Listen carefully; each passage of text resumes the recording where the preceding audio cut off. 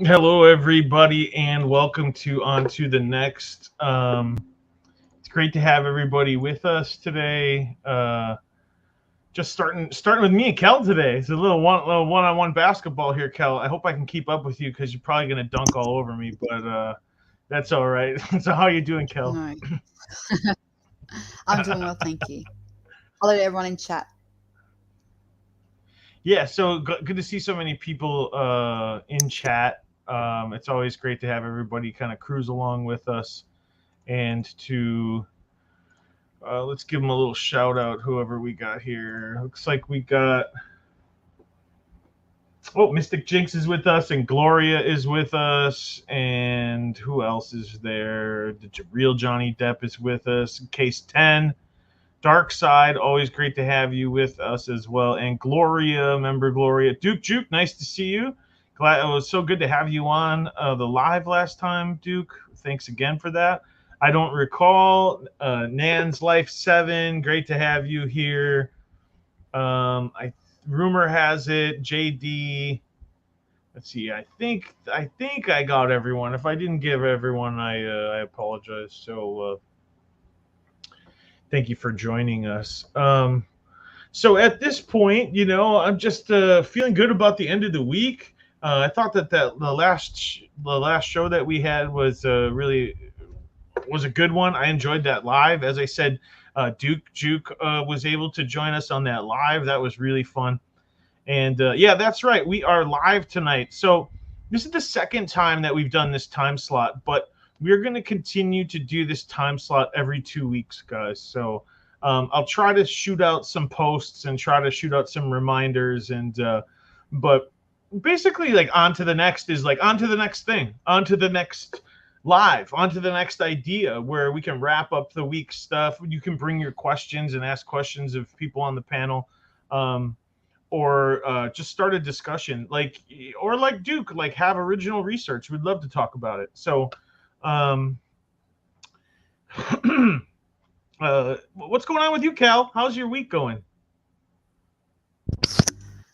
Yeah, it's good. I've had 6 days off, but I'm going back to work tomorrow, so I'm going to lap up as much as I can out of today, and that's about it. I'm pretty much just cruising through, and that's about all.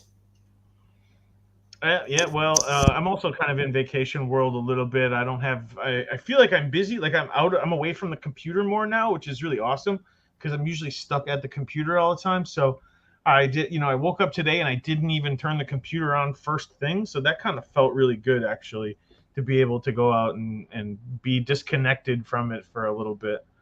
Um, yeah. Okay. So who else do we got? We got Carol in here. We got Andy B in here.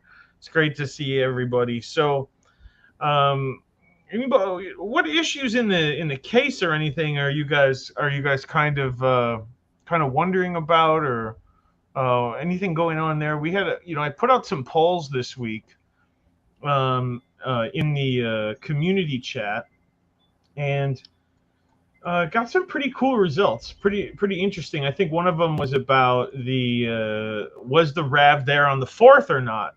And I'm just gonna pull up the poll right now so I can get it right.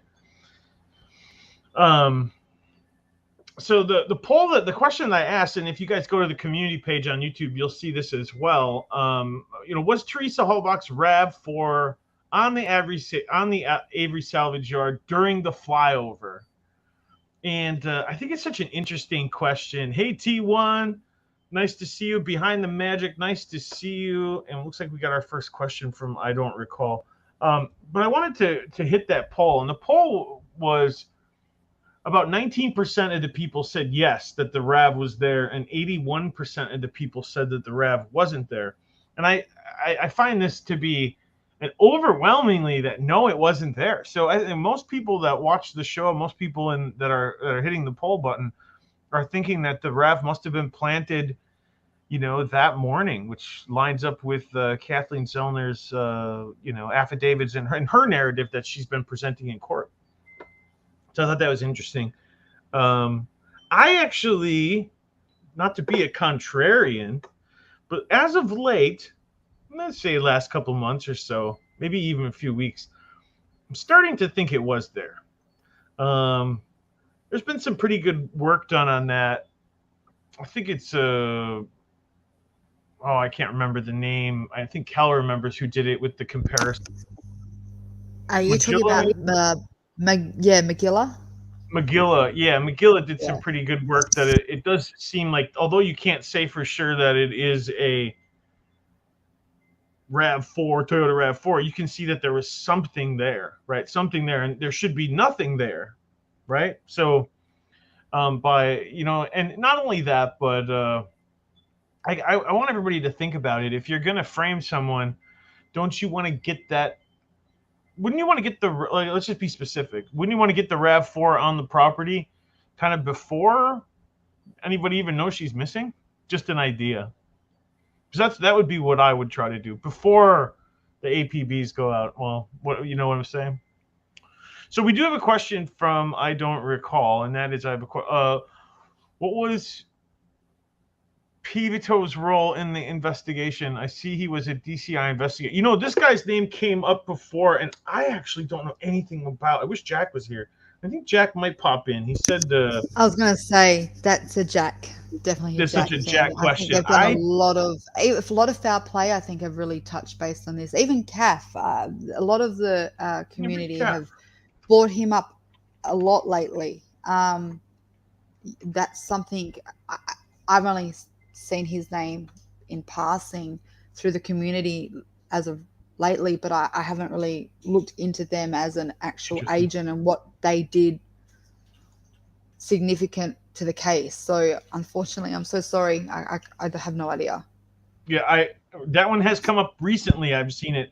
I haven't dug into it. But Duke does help us out here and says that he was an arson guy with 30 years of arson experience for DCI. So he was an arson expert, I guess you could say.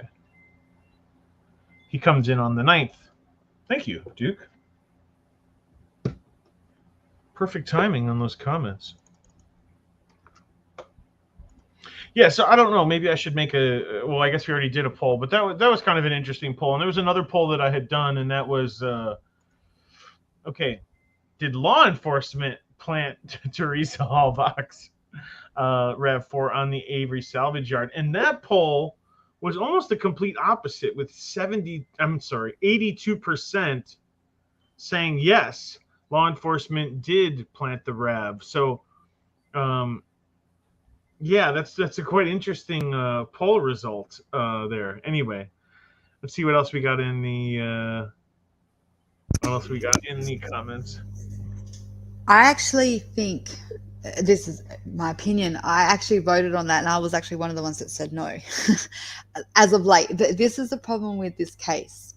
Today, I could say no. Next week, I could review something in the case and then switch my mind back to, it was 110% law enforcement that did that. And then the following week, I could read something Kathleen has presented and then go, nope, I agree, it was the killer. So I'm very open-minded in the perspective that I'm willing to adjust to what I see at that time. The only reason why I think the killer could be responsible for it is purely because they were the ones that may have put it there for whatever motive that is, whether it's because they live on the Avery salvage yard and they were going to dispose of it while everyone was away and they had the time and the space to do it alone, or whether it's because they saw Stephen Avery's name had come up on the news as late as the 3rd and then again on the 4th.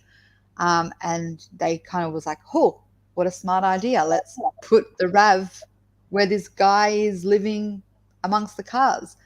Again, I don't know.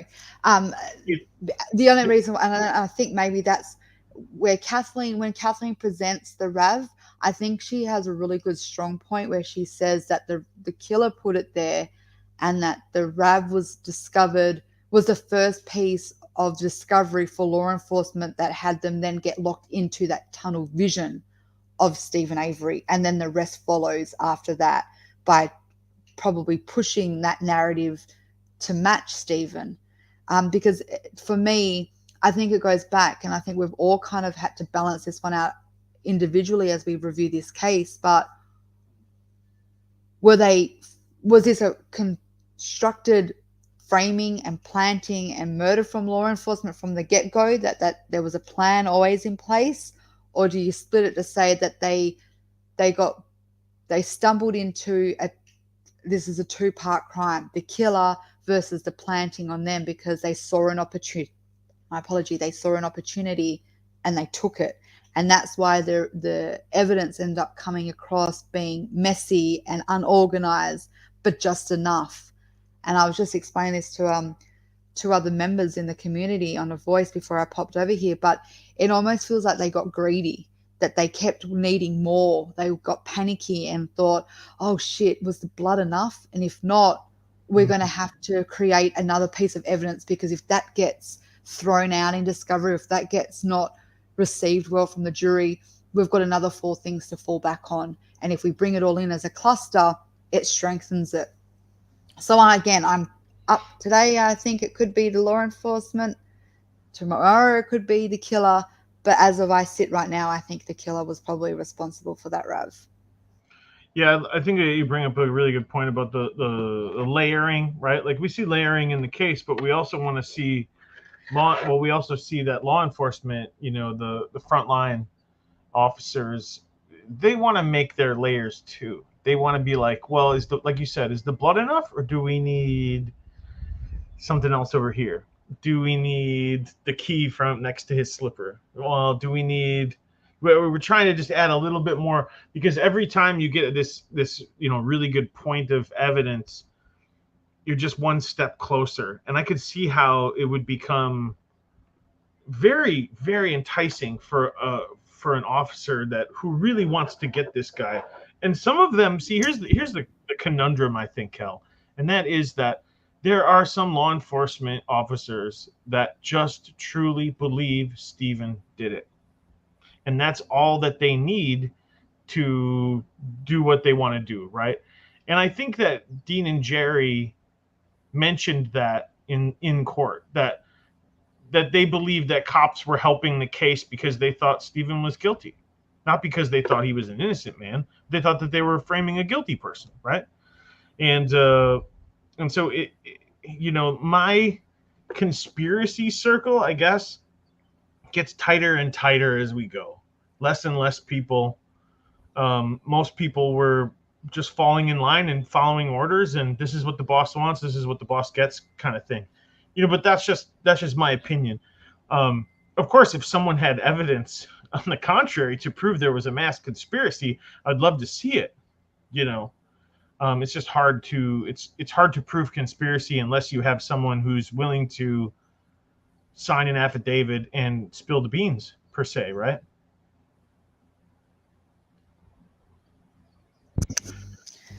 Yeah, well, I don't know. I just, again, it's a hard one, because I can easily flip-flop between the two possible scenarios any time of the day to any day of the week. It's literally what I'm feeling and what tunnel vision I go through when I review the case. Like if I'm reviewing it from the defense point of view lately of the possible Denny connections versus am I looking at it from, the trial perspective, and it was law enforcement that had a big hand in the framing.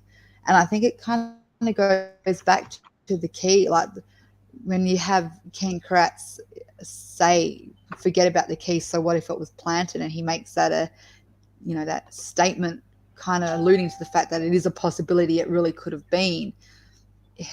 I think it's fair that if you can believe, and I know we all have said this, if you can believe one thing is planted, then everything is planted. Mm-hmm. And so where does it start? And that's the question. Does it start from the RAV, or was the RAV the key for that was just been a pun, but it was the key of being the RAV to start the tunnel vision lock-in? I don't know. The key is everyone on chat. The key is the key. The key and the key. Right? Yeah, the RAV is the key. Yeah. That needs to have the key found to be the key. Right. Well, I don't know. Kaboom Blam Zoom just joined us and put up a great comment, and that is law enforcement framed Steve and no one else. And that's why I kind of feel like they're the ones that planted the RAV, because now this is just me. It's just an opinion. There's nothing that's tying this to anything.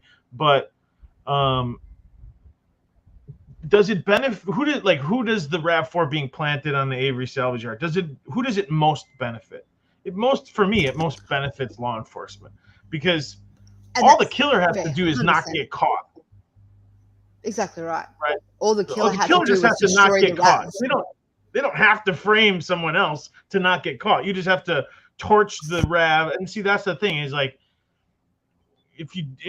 why not just burn this RAV up with her in? If you know how to burn, obviously they know how to burn something to nothing, right? Those bones are almost incinerated, and yet you don't burn the RAV when you had so there is that. There's that thing that I just consider, who does it benefit most?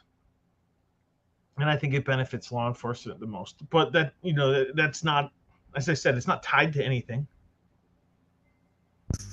Well, that's fair. And I guess the other thing about that is, I don't want to be repetitive, and I know it's always in the community, but it's something that we all discuss endlessly because it's such a significant part. But what would have happened, and this goes out to the chat as well, what would have happened if nothing got found on the Avery salvage yard? They would have had to have let Stephen go, in a sense. Like, there's only so many interviews you can give him, and he's been cooperative. They've done a sweep of his house. There is no evidence that there is anything sinister had taken place. There wasn't any cause for a warrant. There was no probable cause because there was nothing there. So I totally understand that whole law enforcement perspective, and why it's more, like you said, who benefited from it being there. Well, they did, because in a sense, the clock was running out on them too in their investigation to let Stephen go. Either do something with him or release him, and then focus on the other aspect of Teresa's victimology, which would have been, okay, so she's finished her auto trader jobs. Let's go backwards now. Let's go inside. We got to do something else, right? Yeah, let's go inside the box. Let's go in her inner circle versus the outer circle, because that's where they started. In fairness, so they never did make it over to Zippers for that backup interview, did they? Because they found the RAV. In the change of plans calls, they say, we got to change of plans. We want you to go over and re-interview Avery and Zipper. Zipper is not going to be happy about that. No. And then we want you to go out at Avery's because there's searchers out there. Oh, okay. But they never made it to do that second Zipper interview, did they? Not that I know of.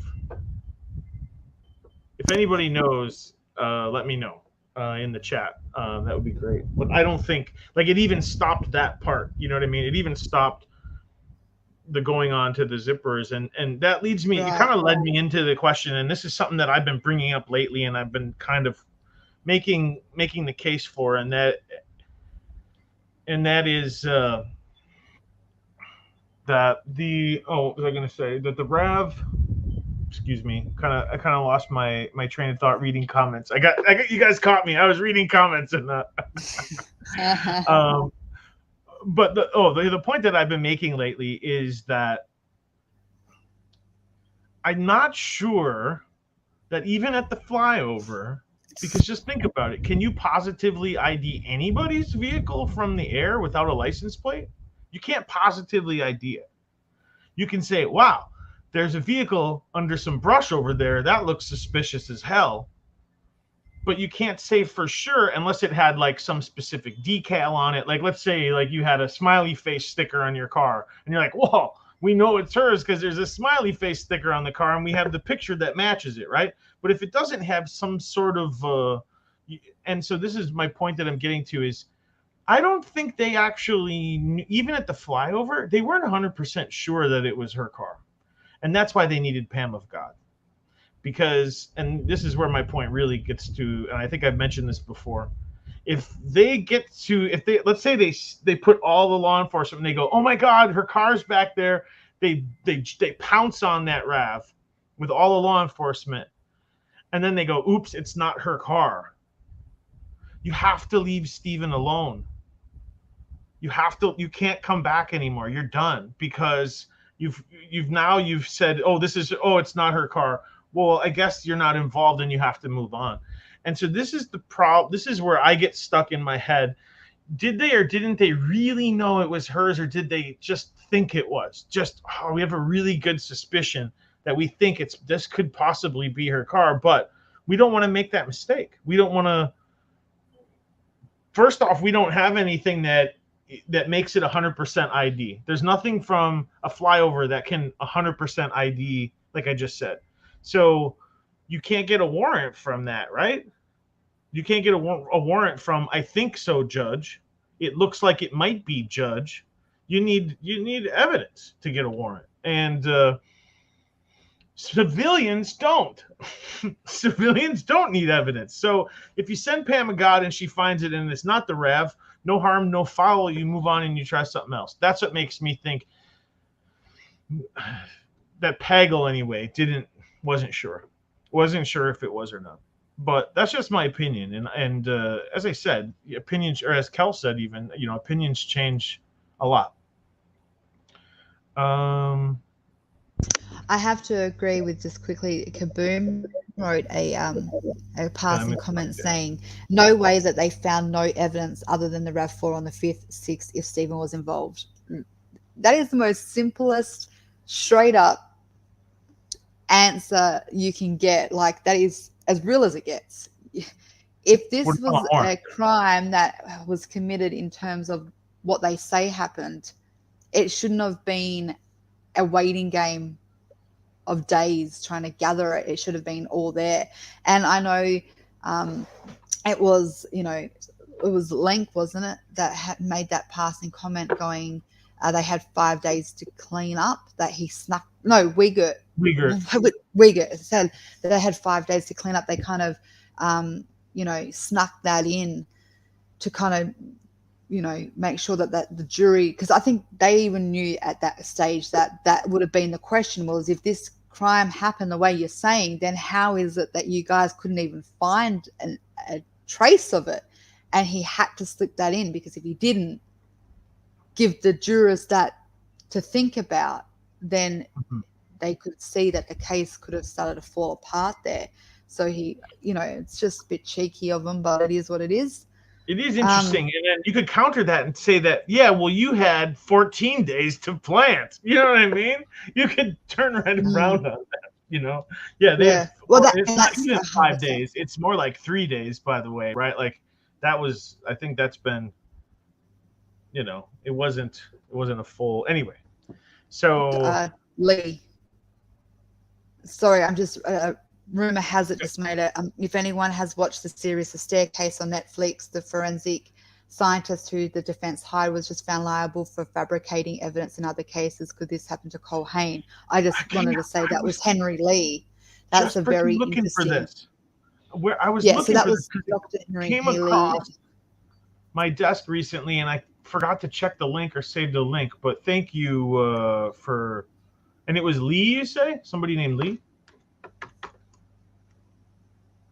Yeah, it was Henry Lee. Yep. And he was actually involved in some other, he was the O.J. Simpson case. He was a part of that. Oh, no. Yep. So he was a big part of actually, that's where he got his, after I did some research, that's where he basically got his stardom, his fame. He had, I believe he was already in the industry and expertise, but I think that's where he kind of got the grounds of really being highlighted in his his area.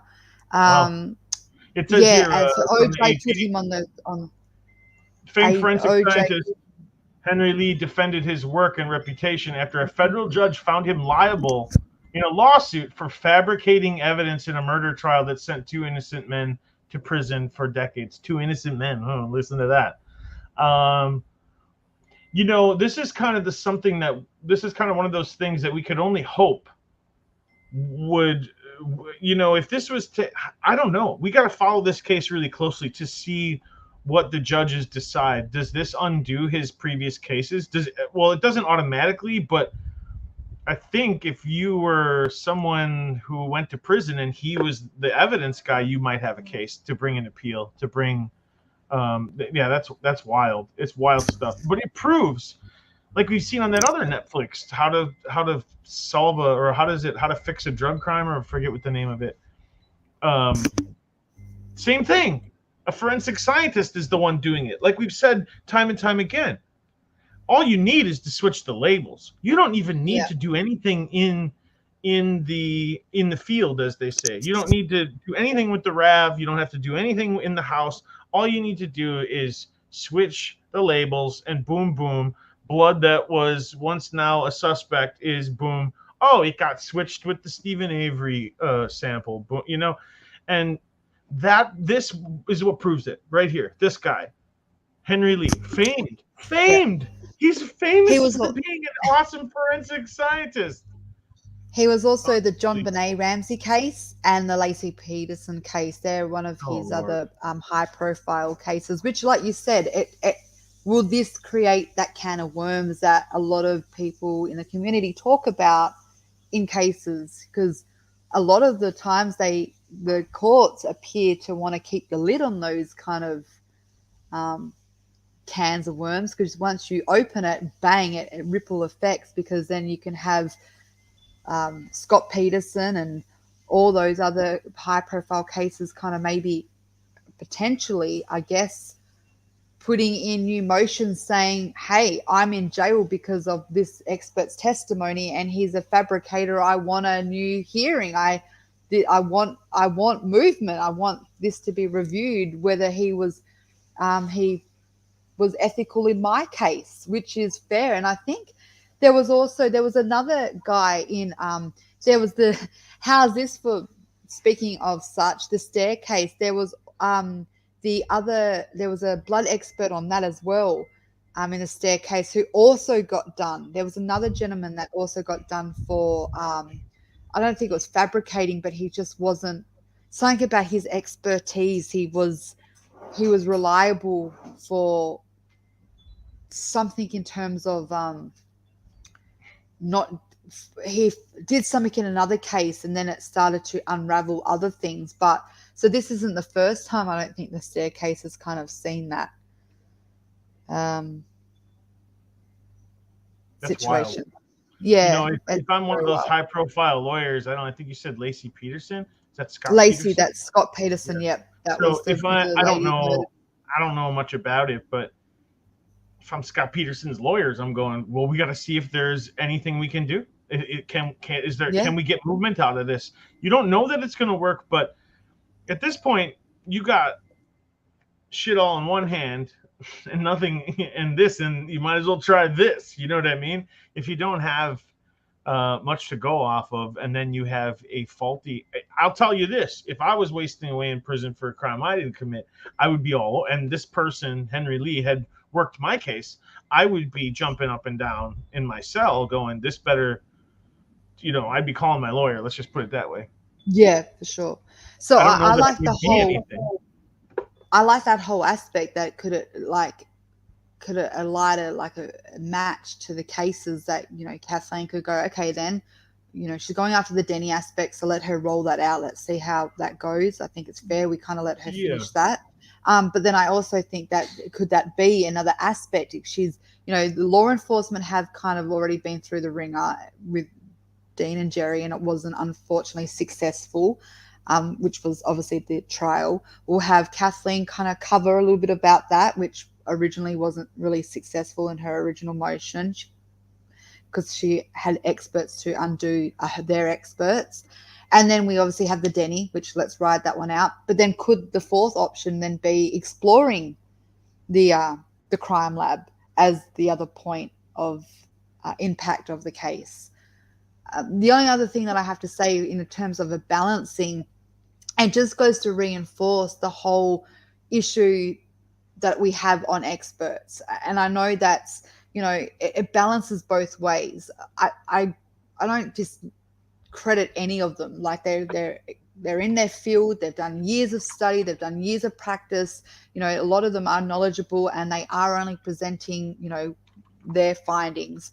but experts are only as good as the prosecution or the defense Who that's can paying. argue it?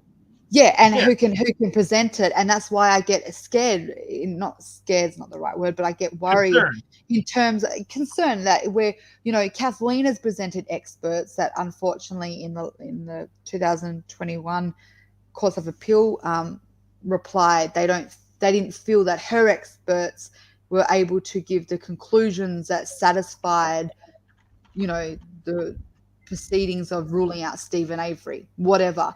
But the thing is, this is the problem. You can get whatever expert Kathleen can get, the state will find another one or another three that'll match her ones that will have a completely different The opposite. opposite opinion on the exact same thing. And that's why you kind of go, what does it come down to then? If you can both have two different sides of the argument on one of the exact same evidence, who do you believe? And it really does come down to, you believe the expert that you can connect to and can deliver it for you to understand it the most. And we learned that more and more as we watch trials that are now being free to air and we're watching it. Yeah. One of the things that it might be a pipe dream. I know that this is not going to happen. It's probably never going to happen. But what if you could find that the Reed technique was unconstitutional?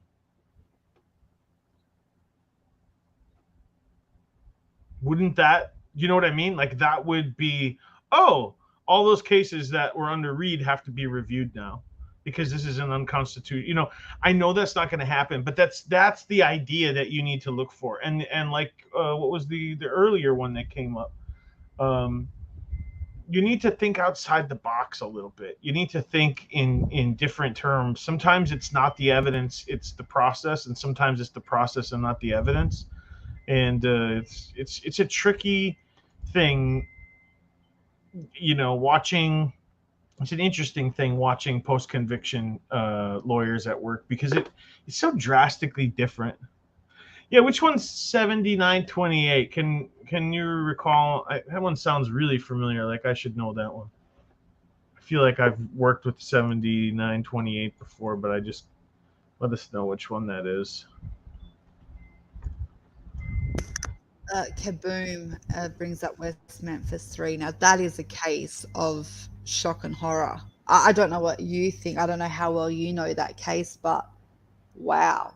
Which one is that? That actually, the West Memphis 3. That was actually one of the very first HBO things I watched in terms of true crime back in the day. Paradise Lost. It was airing over here in early 2000 and I'm going to say 5 or 6, maybe 6, 7, when my daughter was baby. It was coming on like an SBS special, and it was late at night because of the graphics. So it was the first time I had seen something on TV that was so brutal, like because of Paradise Lost. Clearly, you could see they disclose the photographs of the 3 victims, the boys that were murdered, and you think, holy shit, that's so raw and real in your face. But it was such a case that kind of shook. And I think that I think over the years, as we kind of all grew into Making a Murderer and we followed the case, there is a lot of parallels in terms of the West Memphis 3. When you and I remember Travis actually brings up, because Travis had a bit of a part in the West Memphis 3 case. He mentions it in passing several times. So he really understood it, and I remember him always saying to me, there's a lot of parallels. There's this foundation that it's always been there, and you kind of go, interesting. But yeah, just at the fact that I saw Kaboom bring it up, I'm sorry I went a little bit off track. I just wanted to bring it up for the people that have watched it and have followed it, and that's an interesting case because it's almost like the parallels that Travis talks about in hindsight. Now in that case, you had Terry Hobbs, the stepfather of one of the boys that was unalived.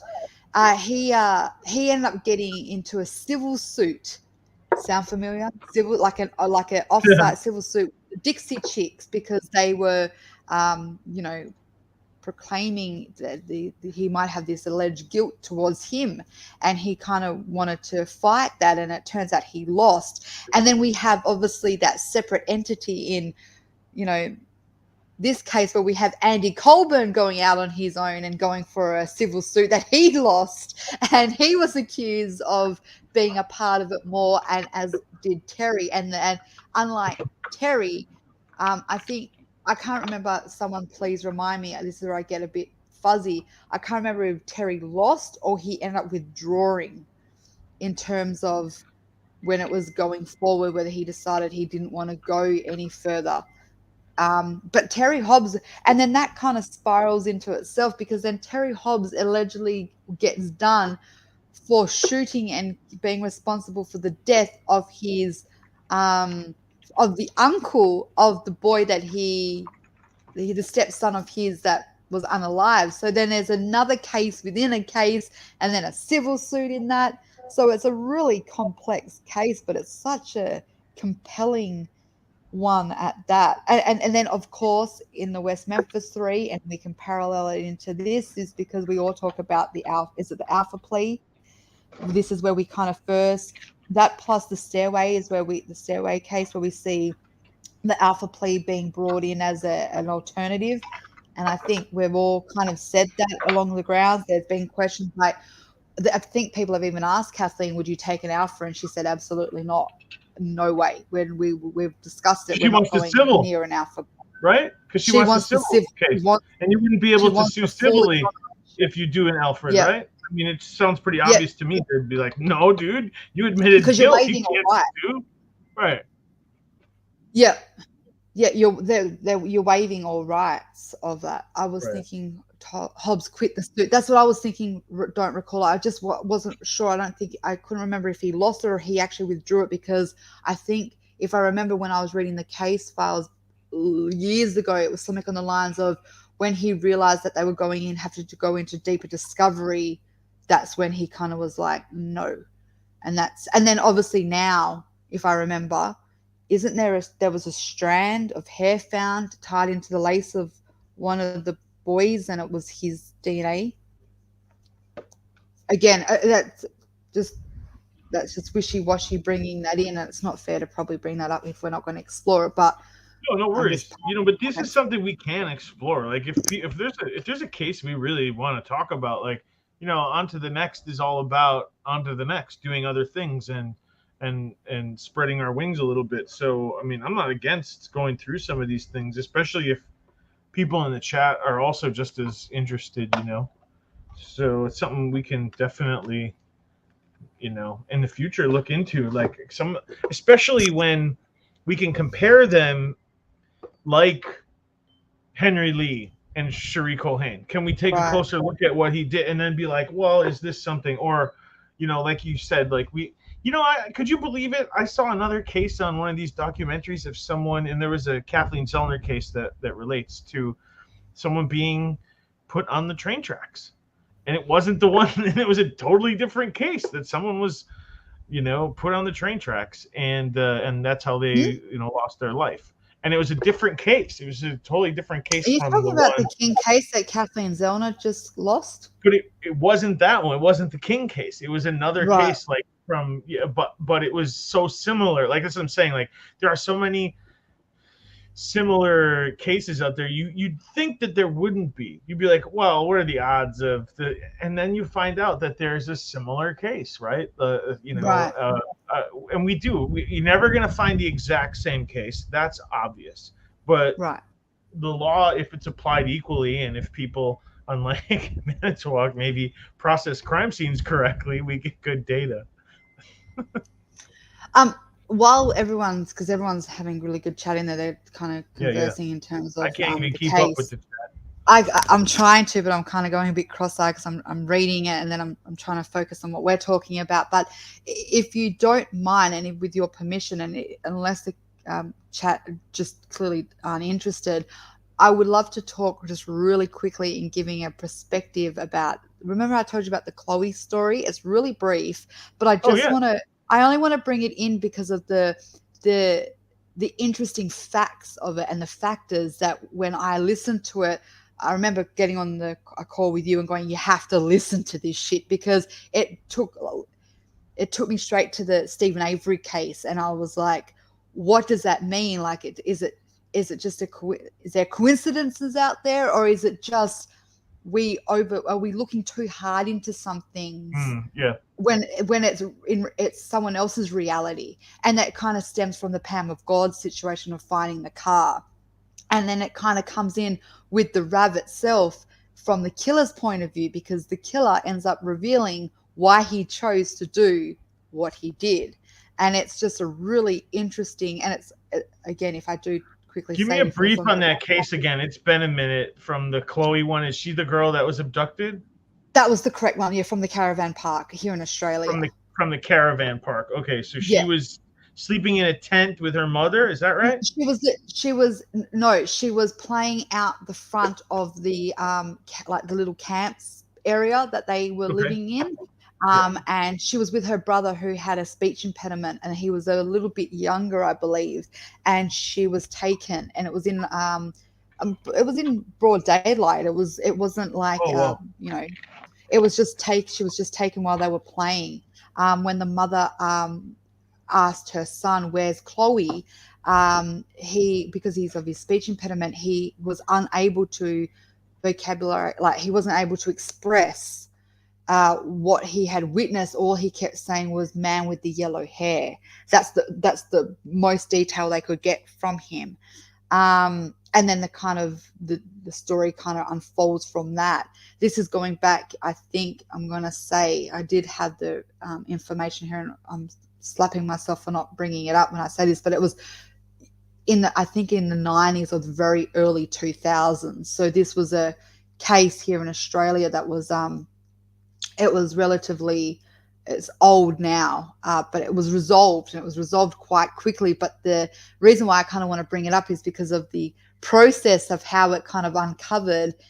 It just has so many not funny, but just really interesting factors that lead into the Stephen Avery case, the developments, and how cops were perceiving things, and how they were like, there is no coincidence in the cases, and it kind of unravels to be exactly that. It was a coincidence. It's just a really interesting thing. But yeah, if you don't mind, literally, as you know, I summed it up really quickly before. I'll do it again just for the community to hear it. So What happened was, I've just outlaid that. Little girl goes missing. Her name was Chloe. She was playing out the front. She went missing. Her brother was unable to express. They were looking everywhere. So that afternoon, they had hundreds, and I mean hundreds, of searchers and police and law enforcement and volunteers go out and was looking for this child. And she was 5 years, I think she was five or seven, between 5 and 7 years old. And they were looking for this child, and where the caravan park was, it was really close to like a lake, and there was like a lake bank. So they kind of all went into the water, and they had scuba people out there thinking she could have drowned, obviously. And they were looking. They had a helicopter go straight up in the air. They had those sensors, the body sensors. So whether you're deceased or whether you are alive, they can pick up your body. So they had that up there looking. They had dogs sent. The dogs come in immediately, looking for this little girl. Anyway, that was day one. They were all looking, and then late in the night, they called the search party off, and they cleared the area. So when I mean they cleared the area, that's in law enforcement language, that meaning that they are confident that they have searched the grid. They gridded it out, and she was confidently not there. Everyone did their lines, and you know how the grid works, how it should be done. Hint, hint, Manitowoc and Calumet. But anyway, so they did that, and they cleared the area. They said, this part, we're confident she's not there. The next day, before 7 o'clock in the morning, her uncle, who had not yellow hair, but he was ginger, like reddy yellow, like not yellow, that's not fair, it was like orange.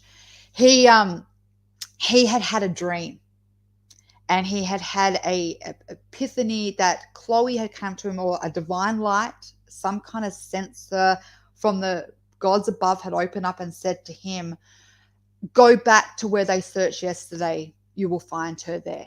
So by himself in the morning, he set off. He went straight to the left, straight to the area that they had already searched. And within 5 minutes, he found her body. This is before, this is as the search party were rocking up. The law enforcement were just still driving in. There's footage camera of this moment you can watch where he's running up and he's like almost, he's gagging, like vomiting, and he's going, I just found her. She's over there at the thing. And you can all see the law enforcement looking at him going, what the fuck? That's impossible. We looked there. It was a cleared search. There's just no way. And he's like, and they're asking him what he's seen. He goes, she's down there. Her pants are down. And they say to him, what do you think happened? He goes, I think she's been sexually assaulted. And they're like, really? Did you go down? He goes, I didn't go near the body, but I saw it from my point of view. And they're like, and what made you go down there? And he goes, I just had this feeling, something told me, and I think it was Chloe. She came to me and told me to find me. She's cold. So when they took him in to do some further, interview, he ended up going into like an interrogation. And when they opened up his wallet, he had one photo in that wallet and it fell out, and it was of the little girl. And they're like, come on now. Something's not making sense. You've got this little obsession with your niece.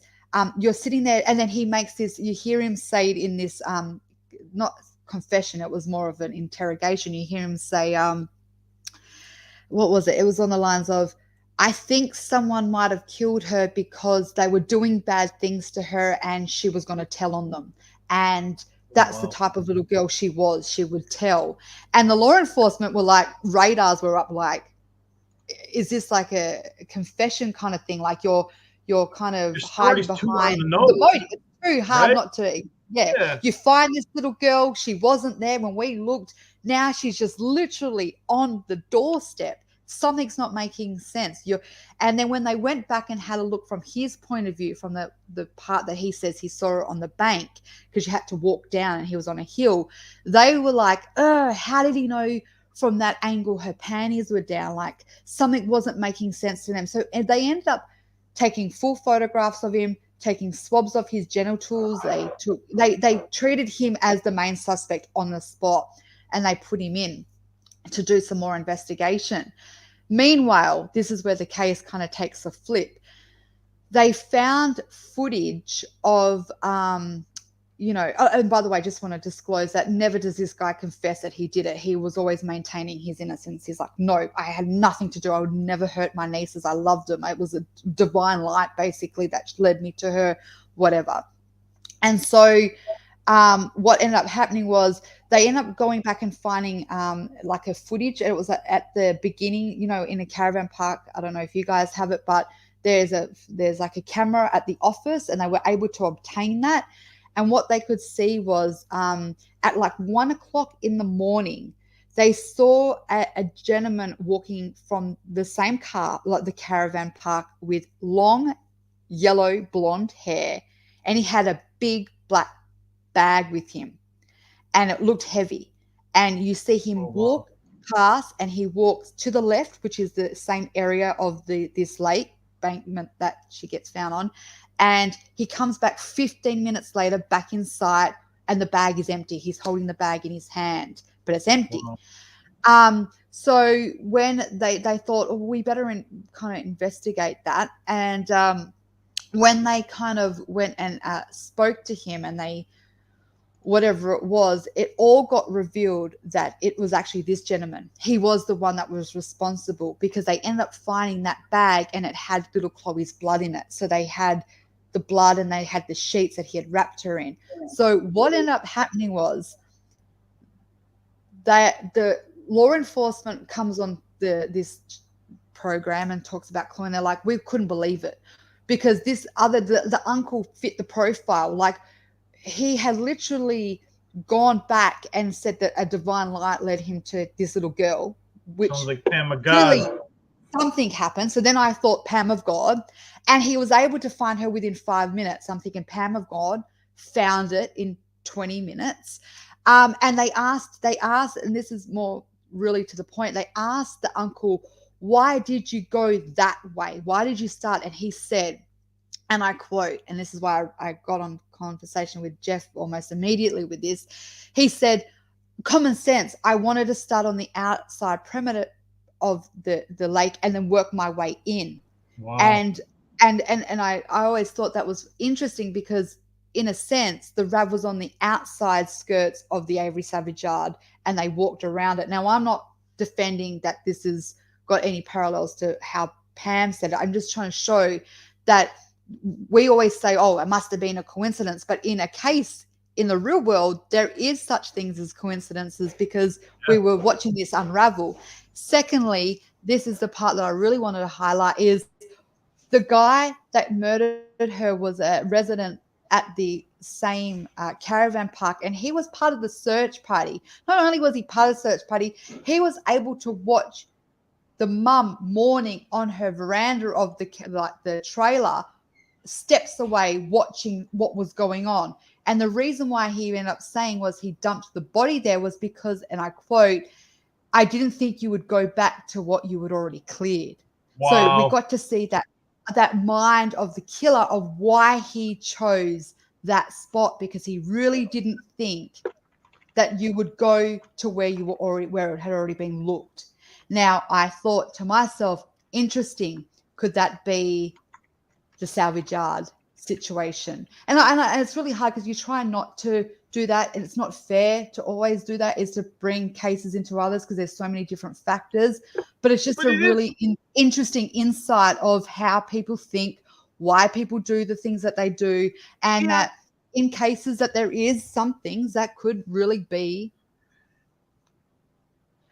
And in law, that's what they do in law. They take in other cases and they go, well, judge, in this case, this happened, right? We're always comparing cases. I think it's the only, like, as I said, you're never going to find the perfect comparison, but bits and pieces you can. Well, this is very much like this case in this aspect. The overall case isn't the same, but this one aspect and how the cops did it is very similar. And I don't think there's another way. Like you have to compare it to other things, in my opinion. Otherwise, how are you gonna? And like you said about experts earlier, like that's why it's always the expert game. Oh. Yeah, so I only bring that up because I just kind of wanted just to show that it was, one of those things that it might not have any significance against, what the killer was thinking, but it's an interesting concept to kind of weigh in. But yeah, so the guy with the yellow hair was just a resident at the caravan park, and it was an opportunity kill. He saw her and he took her and decided, and he had killed her. I'm just so you guys, if anyone's interested in it, her name was Chloe Hosten, and it was a 2003 November in Sydney, so on the east side of where I am.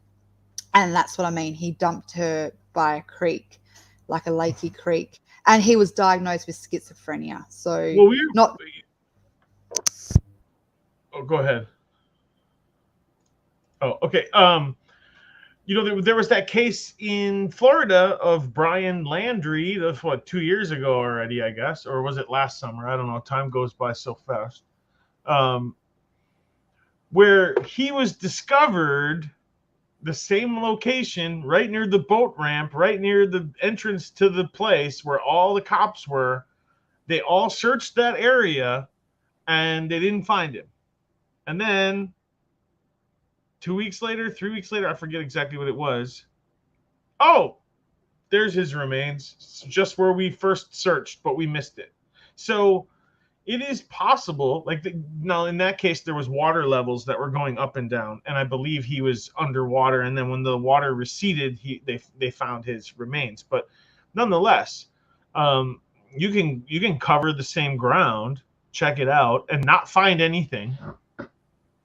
And believe it or not, you come back again and someone else finds it, or even yourself, you find something that you've already, like, how many times have you looked for, I know this is this little stupid example, but how many times have you looked for your keys in the drawer and they're not there, and then you're like, just really look for them this time, and you're like, oh, they were pushed in the back of the drawer, you know what I mean, or something like that. Like, you looked 4 times and you didn't see it. So I also think, and this is my own personal opinion about how the RAV may have been on there a little earlier, but you would think that, well, maybe I won't go into that. Maybe I won't go into that right now. I'm gonna let that go. Well, isn't that the rule? We kind of covered the RAV. What? Isn't that the rule 101? Which Isn't one? it the rule 101, which is rule 101 is when you lose something, you always go back to the first place you remember losing it. Like you last had it. My apology. And I think in terms of this case with Stephen Avery, that's what we need to capture is why were they so locked into Auto Trader? Is that because a lot of the information they were receiving was exactly that?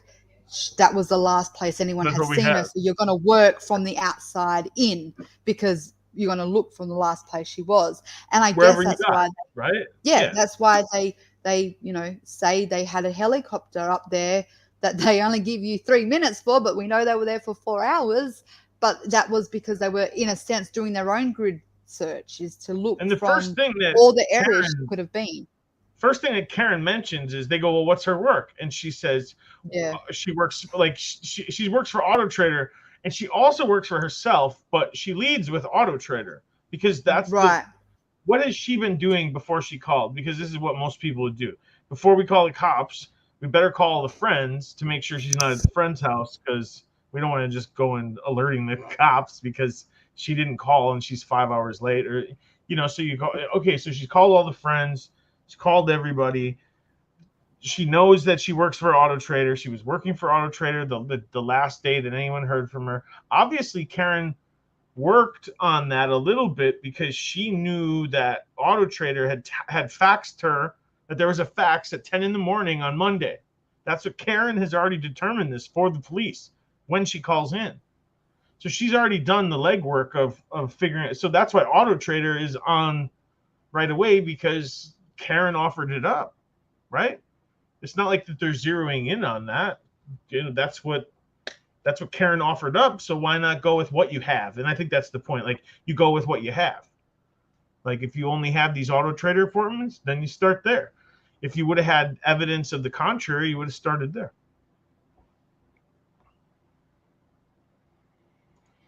Oh, lots of great comments. Let me see if I can try to get caught up on something here. Yeah, this is an interesting thing going on in the comment section, and I have been following it with item, what were we talking about? 7924. Oh, here's the perfect guy to ask about item 7924. Jack, welcome in. Hey, I didn't do it. You didn't do what? You bloody did. You bloody did. 7924, huh? That's what there's some, well, at 7928, we got, look at her report. Okay. Which one are we talking about, guys? Let me see. 7928. That's the number that we're looking at. There's been some back and forth because it was put in a pillbox, and then it was an empty box, and then Eisenberg got her hands on it, and wait, it went to Colhane? I'm sorry, I have trying to keep up in the comments. Maybe it wasn't a Colhane. Maybe it was an Eisenberg thing. So what do we know about 79? And Duke seems to know. Duke, do you want to? I can pull up this ledger here. This is what yours is made. It's a right. Excel spread. It's an Excel spreadsheet. If you want me to share it. Sure. Okay. And we can look at, pretty much anything. Share screen. Share the screen. There it is, ledger, share. Okay, you should see it there. There we go. Okay, and then we're looking, which one you look at first? 7928? Sure.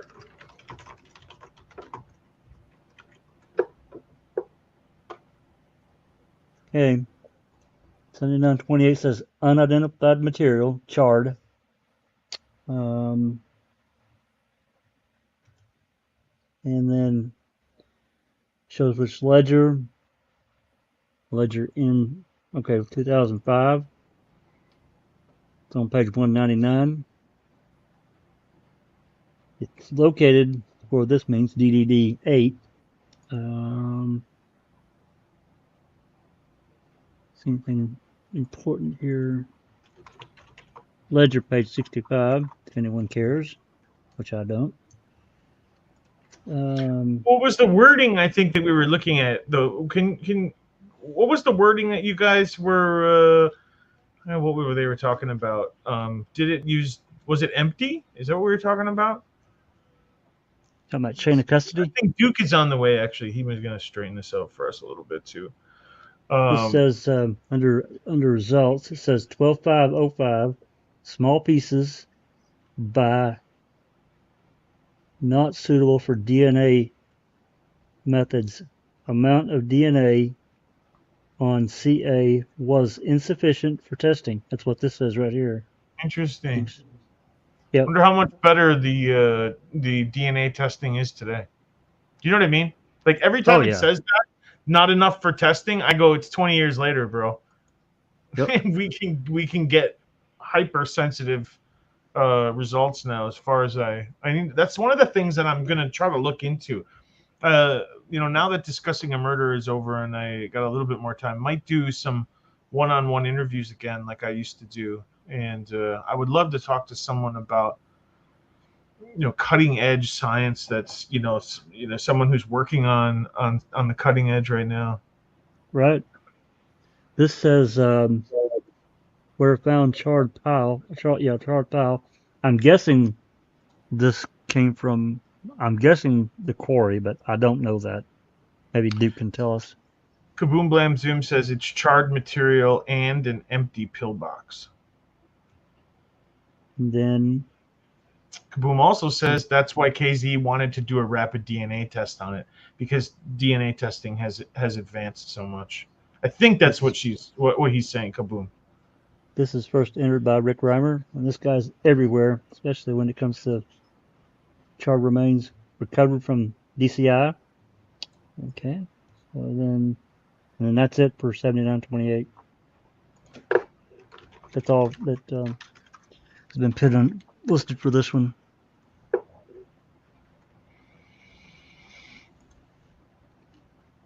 Okay, that's interesting. Yeah, because KZ had the same idea I did.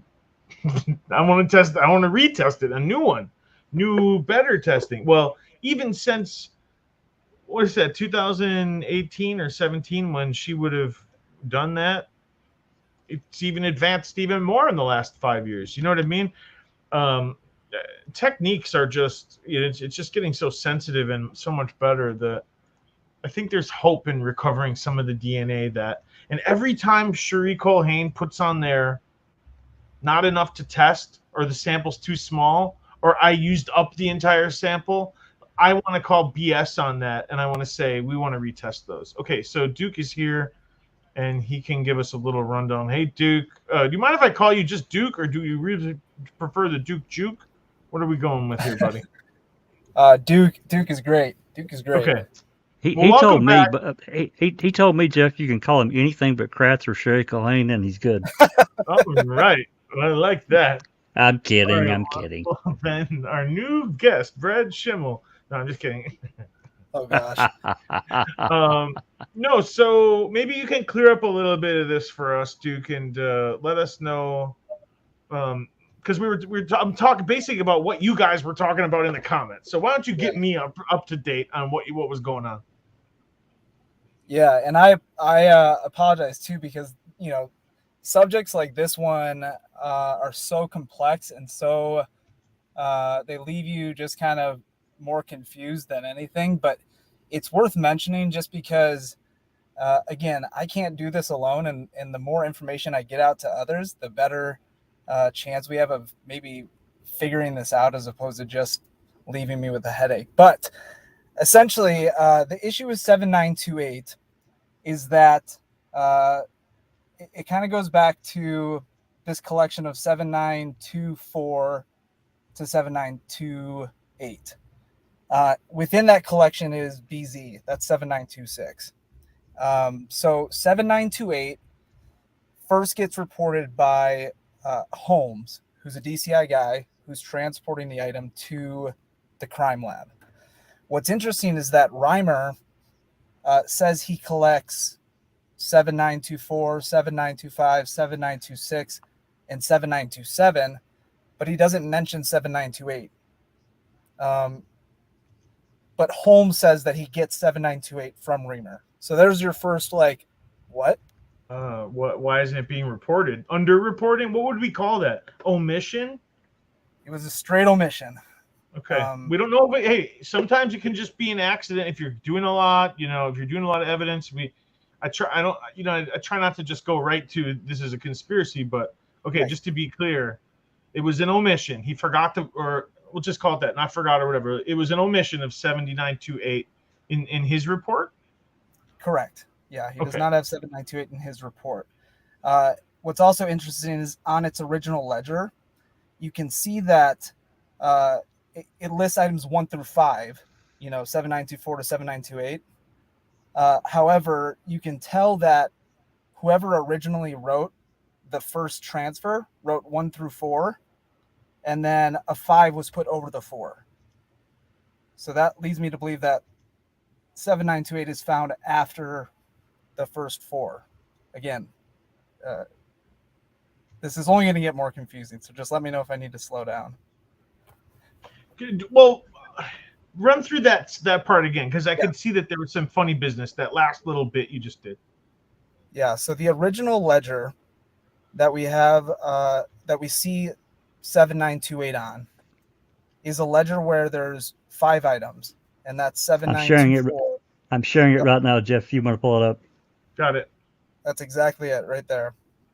Zoom in if you can.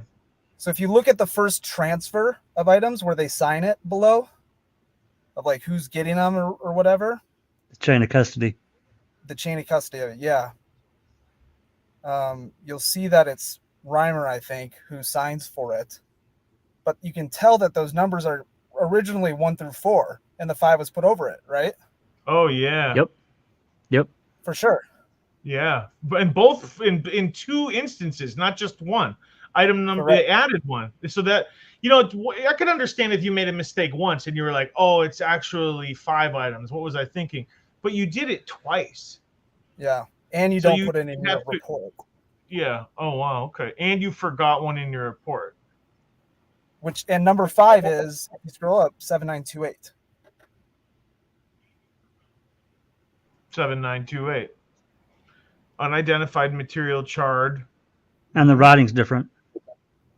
Yeah. Does look a little different. Like it was put in. It was wow, great work. Golf clap. Nice work. We're on step 1 of 10 here. So hey, we're going to give you the props where no you simple deserve the props. no simple answers where he's going. There are none. You got to take the long road. Absolutely. So we're gonna just move forward just quickly here. So Sure. This is given, and again, Jack, if you scroll down, it'll show you these 5 items are given to James Holmes, who's DCI. Yep. It's reported that it's given to him around like 8:45 p.m. the night of the 10th. And then Holmes has a report saying that he brings these 5 items to the state crime lab. And that happens the next day. Another weird thing is he does 2 runs to the crime lab, Holmes does. He doesn't bring these things in his first run, but he brings them on his second run. So he gets to the crime lab at about 3:38, 3:39 p.m. on the 11th with these 5 items. Are we following? Yep. So beautiful. Yep. So when these 5 items, 5 items. Yes. Got it, yeah. So again, yeah. So on the 11th, delivers those 5 items, and then from there, the next kind of glimpse we get is from Cherie Culhane's report, I think, talking about her testing of these items. And Jack, I think as I was jumping on, you were reading something about how CA or insufficient for enough DNA, something like that. Yeah. So CA is 7927. 7928 was given CB as a crime lab label. And what Holmes reports, because Holmes is the one who eventually takes it from the crime lab and brings these items to Eisenberg, he reports that Culhane tells him that when she opened 7928 or CB, the box was empty. Wow. Oh. Okay. That's not good. Say that again. Who opened the box was empty? Eisenberg. Eisenberg from home. No. Culhane tells Holmes, and this is Holmes writing this. He says, Cherie Culhane called me to let me know that when she opened 7928 or CB, the box was empty. Oh, that's bad. 7928. Holmes kind of covers his tracks a little and says something along the lines of, you know, when this was given to me, the evidence tape was sealed, and it was sealed when I gave it to her, and she says that she didn't do anything, but the box was empty. That's bad. You can't put any really yellow. Doesn't you make can't. sense. That is, if the box is empty, then just send it back to, you know, to queso or keep it, or, you know, send it back whenever. Instead, it gets sent to Eisenberg As an empty box. An empty box. And it's and to top it all off, it gets sent to Eisenberg with item BZ. Oh boy. With BZ. And BZ, for everyone out there. BZ is the only piece of evidence that links Teresa Hall back to Stephen Avery's burn pit. It's the piece of tissue that Culhane supposedly cuts from the bone. So it's our like one true identification piece of DNA. Right? Yeah. Yeah, the 7 loci. Yeah. Interesting. So why is the box empty? Let's extrapolate a little bit. Wow. So my theory, what I cannot, and you guys talk me off the ledge here, because Sure. I could be just. Kel's good I at could that. be jumping a She little might bit. push you. She might But push I you, can't but- see it being possible for. Uh-oh. We lost Duke. We lost him right at the cliffhanger moment. Send Right. it off with nothing in it. Okay. Yeah, just start that over again. I think you dropped out for us over here. Oh, sorry about that. No worries. I was just saying that I don't think, and talk me off the ledge here if I'm on one, but I can't picture a situation where these guys are packaging up evidence, calling it charred material, but the box is empty. I just don't think I can see them making that mistake. So where would the contents be then? I think Oh. my reasonable assumption here is telling me that Cherie Culhane opened that box to find something, and someone told her, say it was empty. I don't know. We What need if to she we tested need, it? we need to lose that. Yeah, we need to lose that. I don't know. Like, what if she Yeah. tested it and she's like, "Oh, this is not going to help us. Why'd you send me an empty box, you knuckleheads?" Yeah, or this piece of charred material came back to someone else. Fuck. Oh, I swore. Sorry. Try not to, you know, but it was a. Hey, it it's was your a channel. real- It's your channel. Say whatever you want. Exactly right. It is. Take it out on my end, but wow. Okay, I'm gonna let that soak in. You guys have a minute with that. I'm gonna let that. And you said that's what, like 0.2 of 10 you got for us? Mhm. Oh Lord. I mean, yeah, Draft I've really got to put together a more concise and easier to follow presentation for this, because it's a whole, there's a lot going on between 7924 and 7928 that is really critical for us to like dive deep into. And Yeah, Boom. While yeah. we're thinking, Boom wanted me to go to page 125 of the ledger, so I'm going to jump up here. Oh, is this when this is probably when it comes back? Well, rumor has it, a member, by the way, you guys can become a member just like rumor has it. That is the Henry Lee moment. We're watching you, Colhane. It is kind of a Henry Lee moment, isn't it? Is that what we're going to start calling it? A Henry Lee moment? I like it. I like it, rumor has it. Thank you. This is from Skorlinski on, damn it, it's hard to read. It's on the 11/20. 22nd. So to finish off the chain of command here, just based on the reports that I've read, the empty box goes to Eisenberg. She reports it as being empty as well. She says she gives it back to Holmes. And then the next report that we have on it is actually from Skorlinski, saying that she got the box from Fassbender, and Fassbender's instructions to her were to take this pillbox back to Calumet County and give it to them. What the hell is Fassbender doing with it? Yeah. What? Yeah. What the freak? Say that again? Okay. Yeah, say it again. So follow me here. So again, brought to Eisenberg, right? And she reports it as being empty. She then says she gave the empty box back to Holmes, the DCI guy who's kind of running it in between everyone here.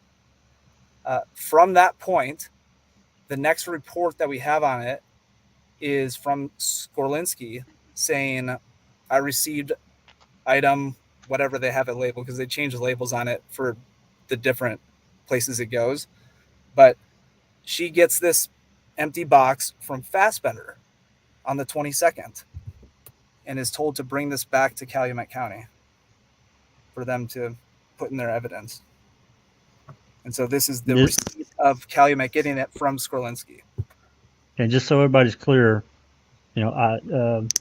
Colhane is in Madison, and typically Eisenberg works out of Dane County, which is Correct. not Madison. Is not Madison.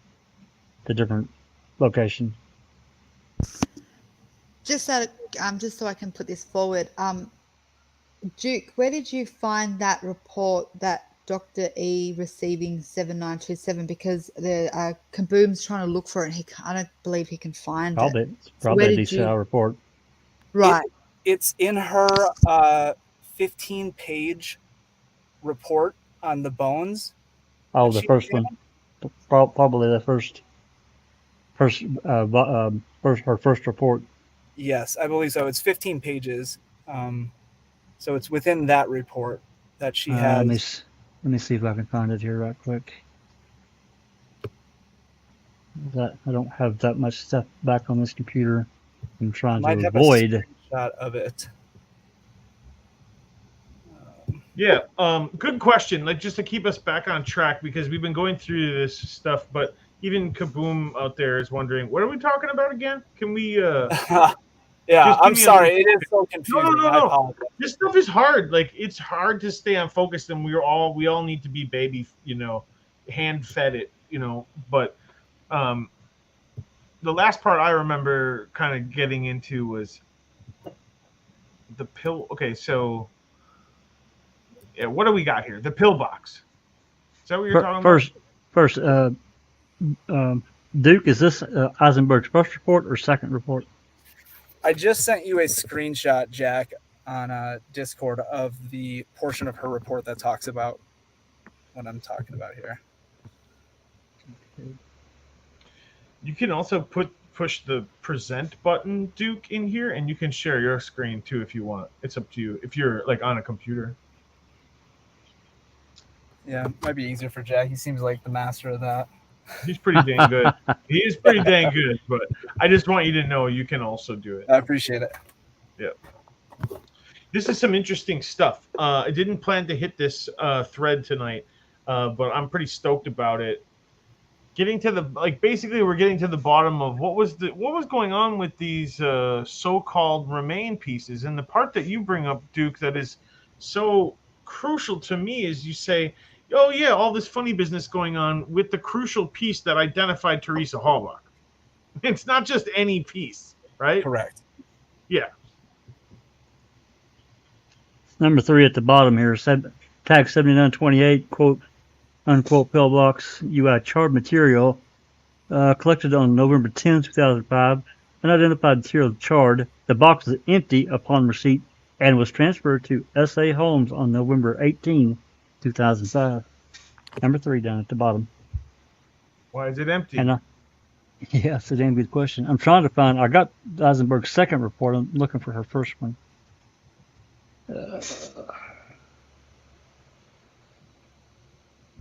Came in a box, left in a box. The box was empty. Baby was right all along.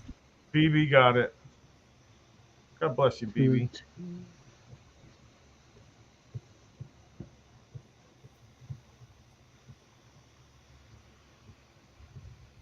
So I'm just sitting here in my head trying to process everything that was just being said, because I agree. I kind of got a little bit sidetracked and lost where we were going because there's a few little, information overload for me. So bones were obviously missing from a box that they were going to. Where is this? The bones had allegedly come from. Is this from a barrel or from a pit? It's from a charred pile, a char pile. Right. Probably from the quarry. Is that right, Duke? From the quarry pile, or you don't know? Okay. No, I wish it wasn't something nefarious, but they're saying that all this came from the tarp underneath the sifters where they were collecting. Oh Lord! Oh Lord! At Stephen Avery's burn pit. I'm gonna send you a file, Duke. I want you to let me know if you've got this. You can look at it. Yeah, we're 7927. That's a great question. Where's 20? 7927. So you see these 3 items here: 1, 2, 3 on Eisenberg's report. 5, 6, 8. Yeah, 5, 6, 8. Those are 1, 2, 3. Right. Yeah, those are the 3 items that were sent from the crime lab to Eisenberg. Okay, I got you. For whatever reason, Colhane retains possession herself of 7927. What? Say what? Say what? And then and then on the 18th, she sends 7927 to the FBI. So again, I'm telling you guys are gonna have headaches, and I apologize. No. I've been living in a headache. So this is like a mini therapy session for me to share. Absolutely. So I appreciate it. I'm lounged on the couch. It feels great. I've got the DCI chain of custody log here. That's in the file I just sent you, Duke. I don't know if you've seen this one or not. If you do say that it was collected from a tarp underneath a sifting machine, now all I'm going to say to you is that just think, everybody out in chat, everybody out there that's listening, if you were going to drop something when no one could see, wouldn't that be a good place to put it?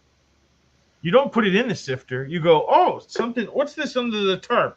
Like they did in JFK with the pristine bullet just lying next to, there's just a bullet laying here. To me, that's what, and it's always something with a tarp with these guys too, isn't it? It's always something with their tarps. They just love their tarps.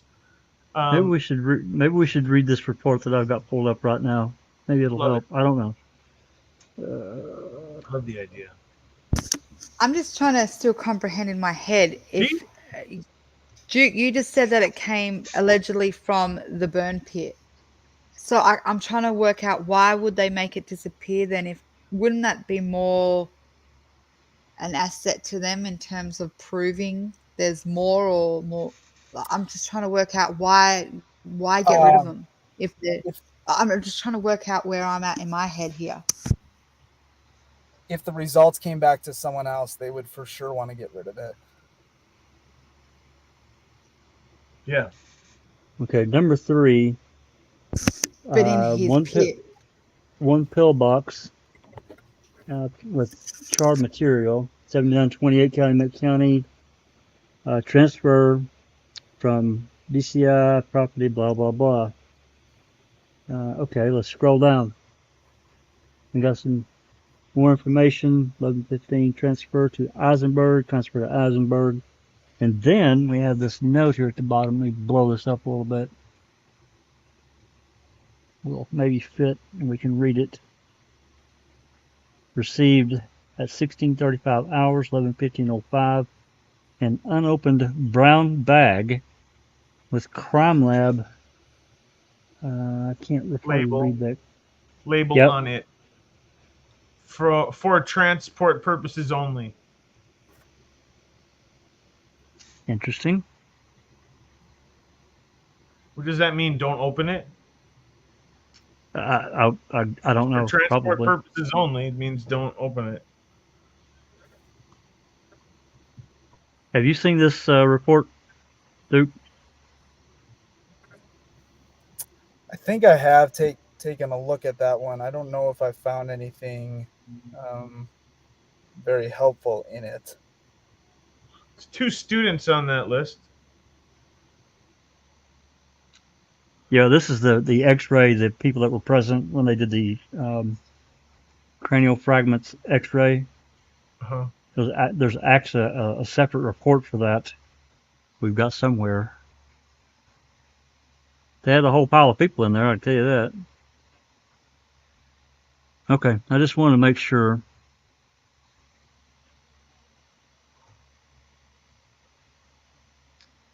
And then they've got these really terrible, they're just really terrible quality photos. Let's see this. Page 103. Human bone fragments taken. This is the X-ray at the VA hospital in Madison. I mean, is this a Brady? Something missing? No. This is the cranial fragments that they did the X-rays to show the where there was a gunshot to those.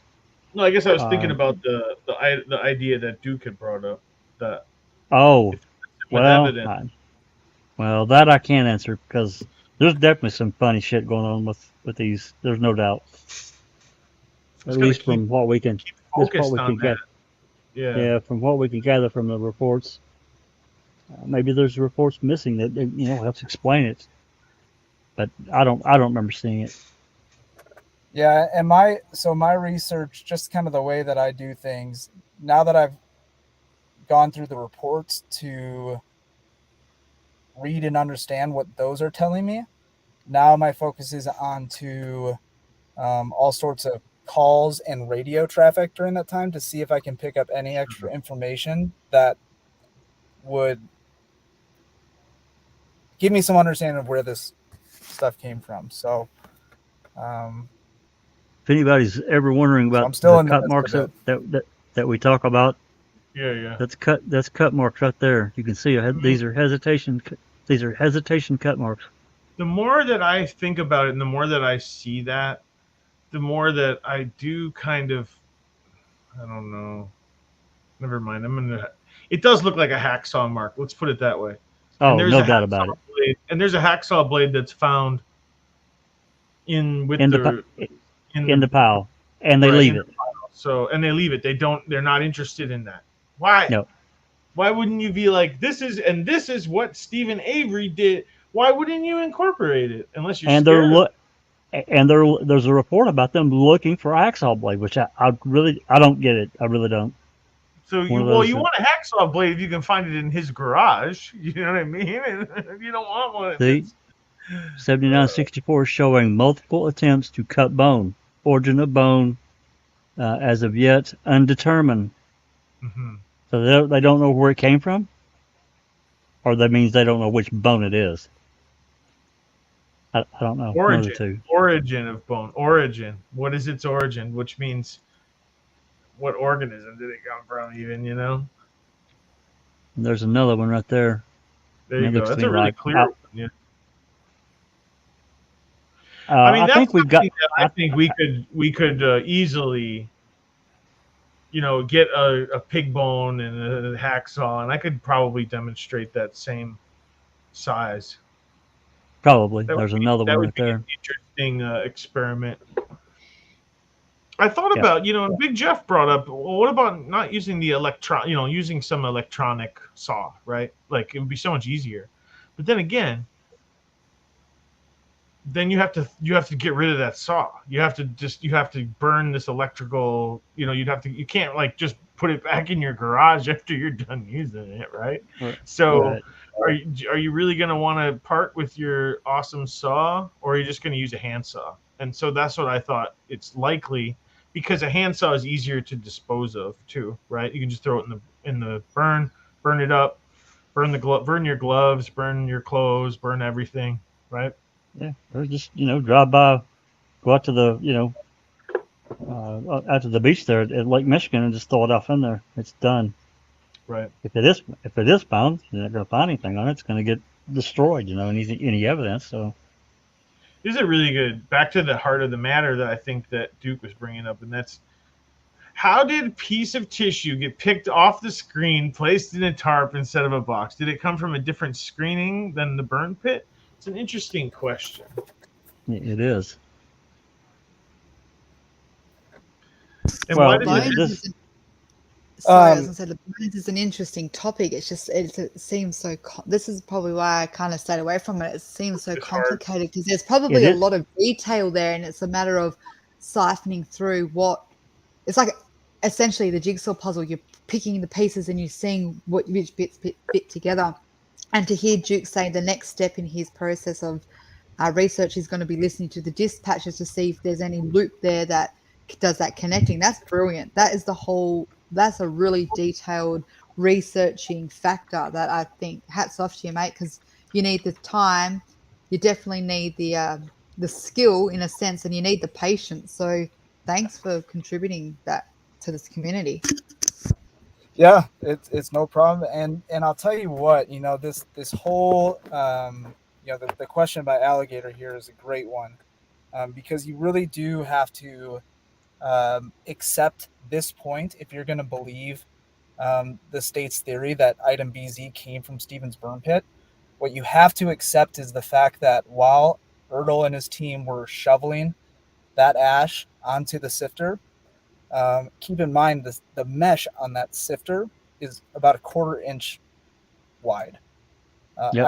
Item BZ, and we talked about this before, a little over 2 inches is what it is. So we know it for sure wouldn't have fallen through the mesh.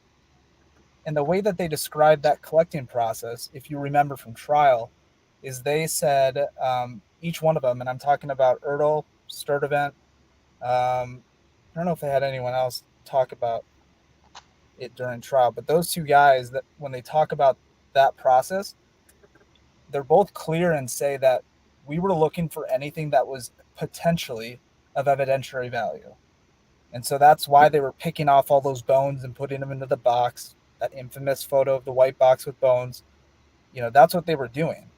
So in order to believe that it found its way onto the tarp, you have to believe that someone picked it up, looked at it, and said, it's probably not evidence, and threw it into the tarp. And that, to me, is 100% impossible. If you look at the pictures of item BZ, no one would have thought that wasn't going to be potential evidence. And on top of that, to add to this, there's two more things that I think are maybe relevant. There's no way that Ertl wouldn't have known that was potential evidence because it was squishy. That's how it was described, squishy. And let's just say it got put in the box. There's no way that Bennett wouldn't have seen it. No way. Unless it was buried somewhere and they said, don't look over there. There's nothing else there. If you looked at the ilium bone, if he had the box in front of him, I'm sorry, I just can't go there. BZ has been questioned for, well, since we really got the paperwork and all these reports. It's like, what the hell's going on here? And, for me as well, Cal, I looked at a lot of these and it just scrambled my brain. You almost have to pick one number. Let's just say start at 7924 Just and follow it follow through. that one. You have to follow one through. To me, I can't do them all at the same time. Or you're Yeah. going to have to make, five different maps here, so to say, or puzzle boxes. And then as you go through, start filling in the fucking blanks if you can. And I just didn't do it. Well, it's kind of like maybe by design. Keep it complicated. It's hard to follow. Hard for a lawyer to figure out. Hard for whoever's reading this to figure out. It's 100% intentional, in my opinion. No doubt about it. They could have simplified this so much and made it clear, the chain of custody. They could have. Can I just ask? Yeah, go ahead. Just because again, I'm a little bit clueless in this, and I can't really remember. Do any of these bone numbers have any connection to the bones that were given back to Teresa? Are these separate yet again? Or is this part of the cluster that were handed back to the family? Let me pull it up. This is what Kathleen Brady was after, was because she's like, you didn't follow the procedures. You got rid of the bloody bones. Were any of these numbers a part of that cluster? I'll tell you here in just a second. Kaboom says yes, but Jack's absolutely keep looking, and I would love to see. I just want to see that connection. That would be the logical thing, wouldn't it? If you think that there's funny business going on with these bones, and then these are the ones that they're like, yeah, make sure you get rid of those. It would just follow I shouldn't say it, but conspiracy-minded narrative here. Well, let's just take a look here. Let me share this. And nice to see Big Jeff in chat. You can join in anytime there, Big Jeff. You're welcome. Yeah, don't let the wine. Your Discord, buddy. Yeah, don't let the wine interfere. Just come on. Don't let the wine interfere. Yeah, this is your buddy from the law firm. We need you on here. It's Jeff and Jax. That's right. Why is it not showing Adobe? Oh, there it is. There we go.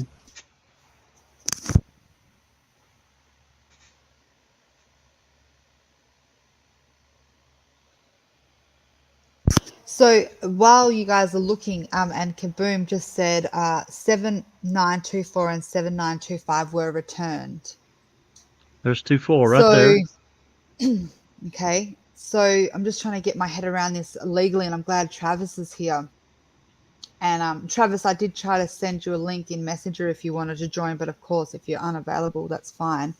But if these bones then have been procedurally barred. So let's just say that, in Duke's work, which he's doing pretty amazingly in terms of doing these little fine connections and following a path, and we're kind of going along with him at the moment. If anything was to come out of this research that could be new in a sense, and Kathleen got sent this, is it still over, or is there still that little bit of room of wiggle that she could kind of go, you know what, this is kind of new, even though the bones are now procedurally barred, especially this cluster, because we've already reviewed this. I'm just trying to get in that legal aspect of it as well, if you don't mind answering. 7926 or 7426. Wait. What are we looking for? 74 or 79? 79, right? In this report, it says 7924 and 7925 get sent back. Yeah, right there. Those are both supposed bone fragments or remains that also fell through the sifter onto the tarp. Oh. Seems like all of the remains to her fell out onto the tarp? Well, keep in mind 7924 to 7928, or I guess 7927, are all allegedly found from the brown tarp that was used at Stevens burn pit. It's when they go back and review that. Yeah. Yeah.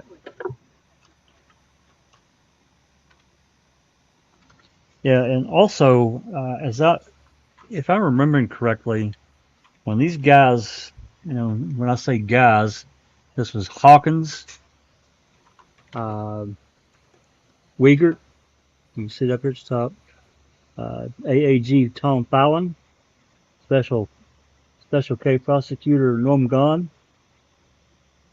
They also had Eisenberg's report. Right there, it says it. There you go. And welcome, Big Jeff. What up, partner? Oh, this is a fascinating issue, isn't it? My God. It is. It is. You can get your head around it. And complicated. Well, did I get it right that item BZ is born out of an empty box? Is that what seems to be going on here, right there? Maybe. No, not quite. 7928 is the empty box. 7926 was BZ. But there's funny business for sure. And Jinx, I love the comment because pictures or it didn't happen. Because we to throw another loop in there, we don't have pictures of 7927. We don't have any pictures of them. And those were sent to the FBI. So yeah, why bother with photos? I mean, come on. The crime scene was already disturbed. Okay, Earl. Okay, Mr. Earl. Okay. What am I looking for here? So Travis says what was returned to the Hallbach family were all from the quarry in 3 piles. No. Some of that came from the brown tarp, which was allegedly sifted at the Avery salvage yard by Erdl and whoever was helping there, Jost, and I don't know how many were helping to keep in mind 8318 right there is the box of bones from his burn pit as well, supposedly. Okay, what photos are you on photos to see? 7926, 7924. You tell me.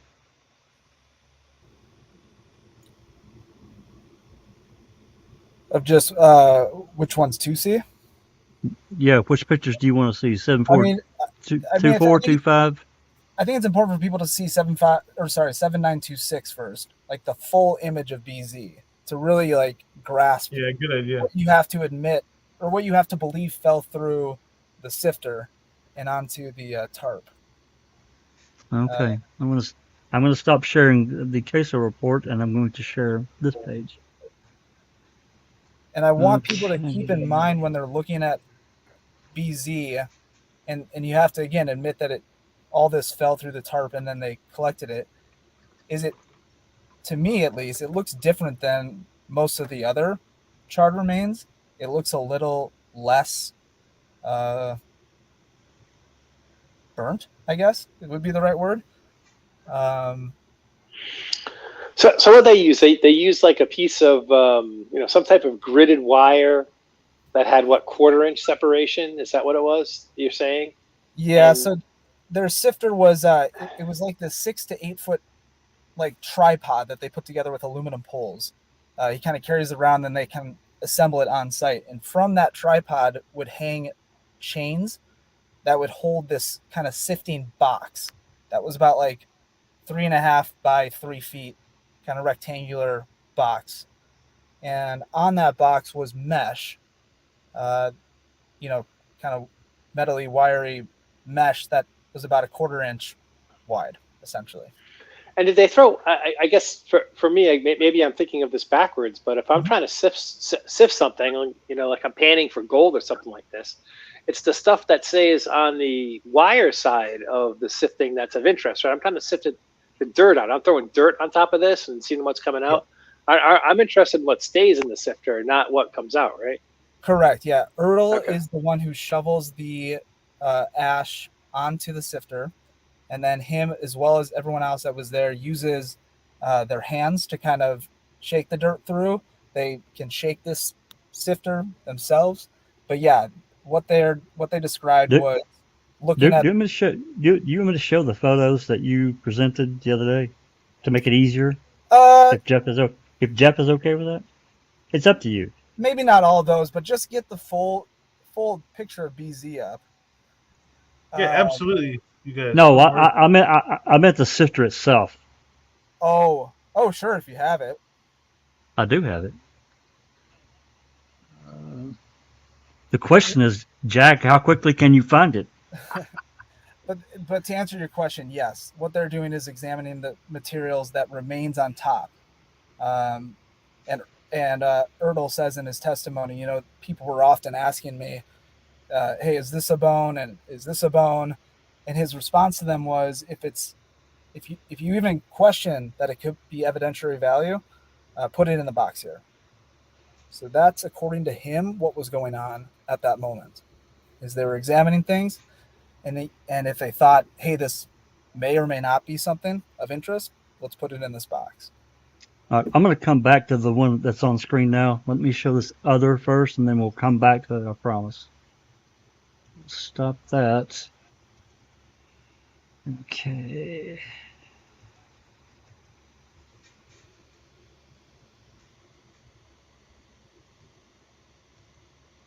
It's just one photo, but I think he can explain everything from this one photo.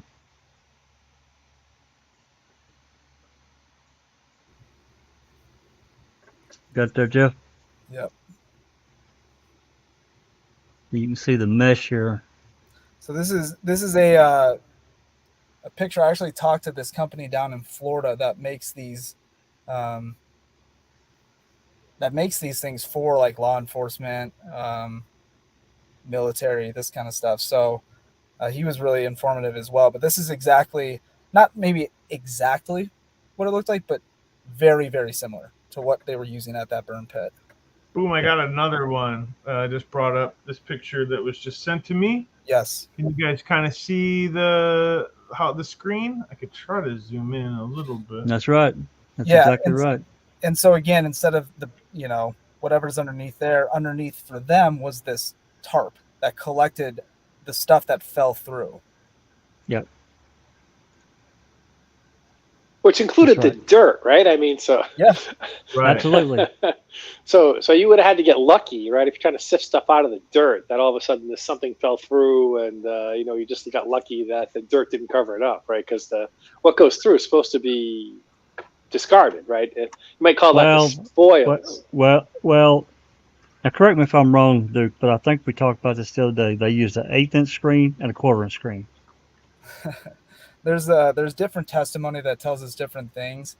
I know. What I go with is right in the middle, and that's what Erdl says at trial. He says it went through 1/4 inch. They had a 1/2 inch, 1/4, and 1/8. Sturtevant said they used all three, so it went through the 1/8 as well. But I just simplify it and say, okay, everyone said it for sure went through the 1/4 inch, so let's just stay with that. Okay, fair enough.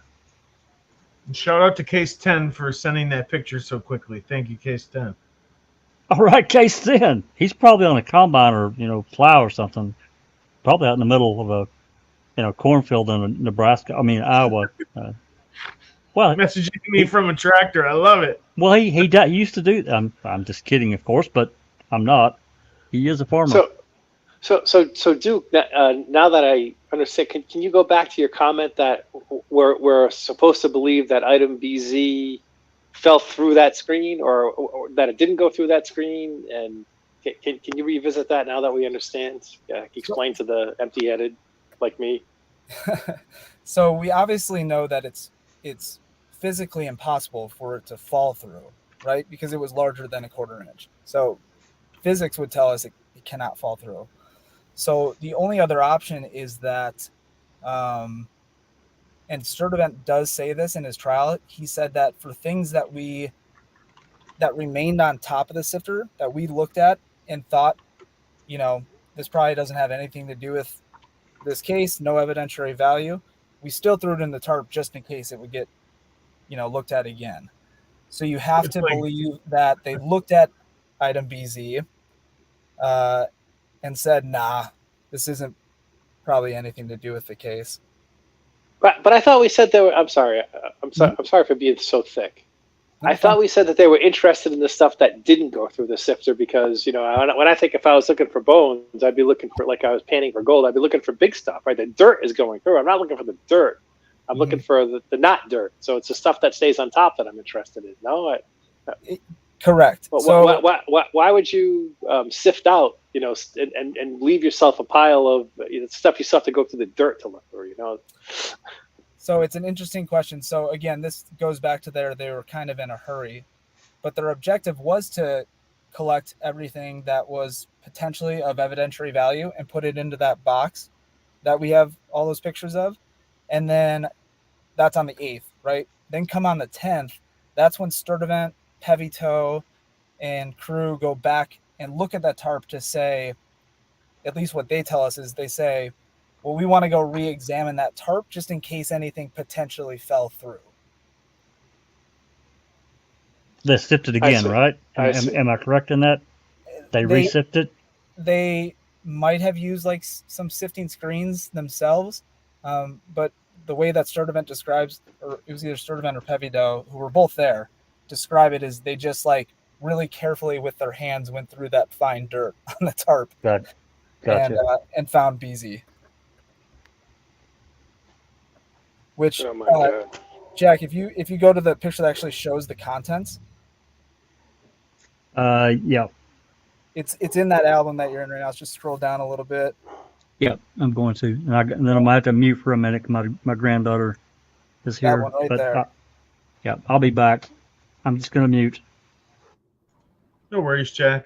Absolutely. I do want to take this quick lull just to say thank you to JJ Falk Jr.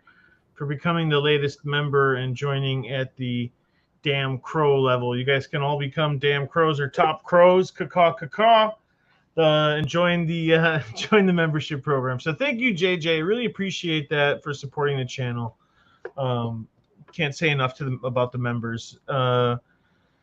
Trying to get some members. We're gonna maybe be releasing some videos or previews before everybody else gets it to the members coming up here. So I would consider getting on board with the Jeff Jones YouTube channel.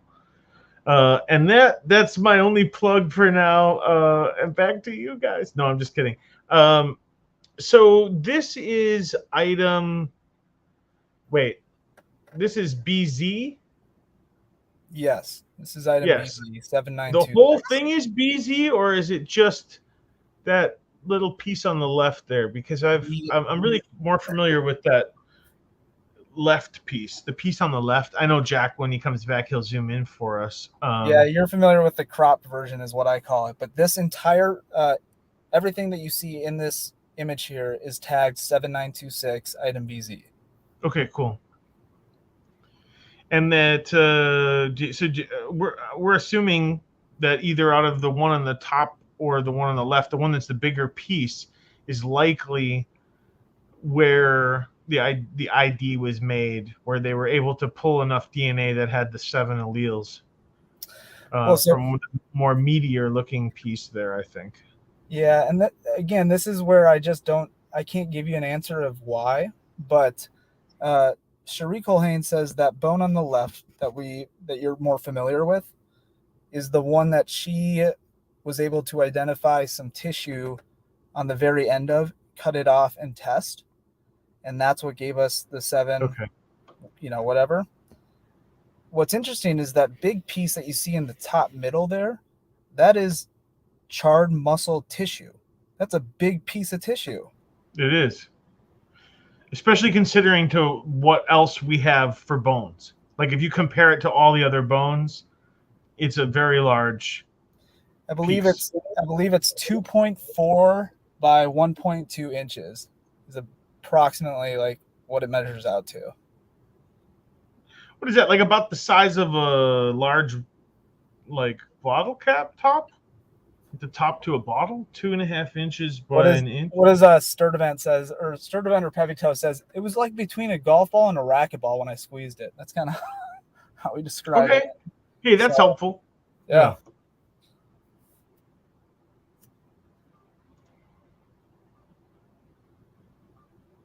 So Dr. Eisenberg says BZ, contents included dissociated muscle tissue, and 5 bone fragments. It looks like 1, 2, 3, well, it looks like maybe more than 5 there. And some dust, right? Some bone dust. Interesting. And this is, just to clarify, this picture was taken by Eisenberg. So this is her examining item BZ. This is her photo of it. That is helpful.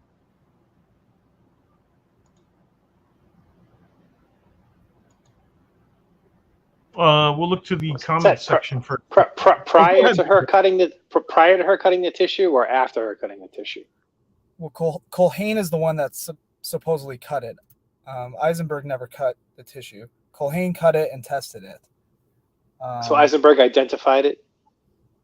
It was sent to Eisenberg, who, identified it more, and then it was sent to the FBI. Mm-hmm.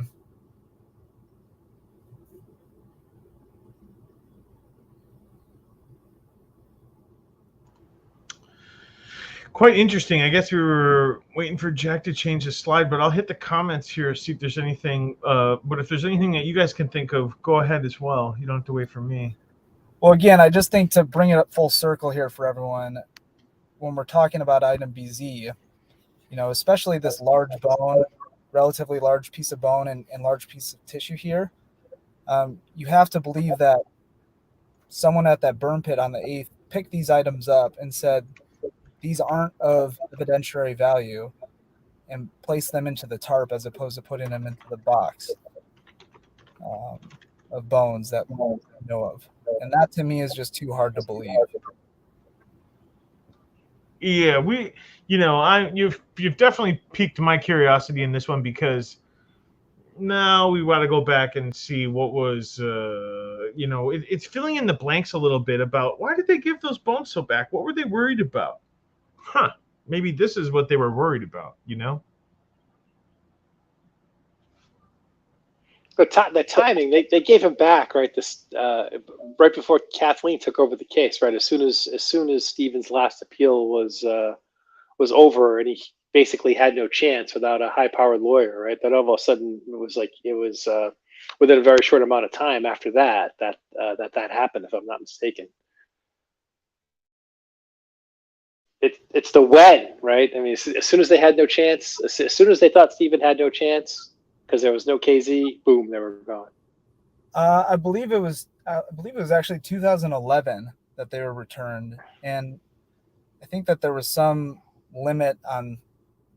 I couldn't tell you, but I believe it was like September of 2011 that they were returned. Well, yeah, I mean, according to Judge Willis, biological evidence had to be preserved, right? But he didn't mean this biological evidence. He meant different biological evidence.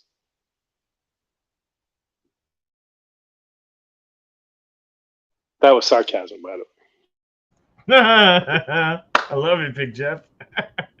How have you been anyway, man? I hope you've been having a good week. Nice to hear you. Yeah, it's actually been pretty nice out. Yeah, it's actually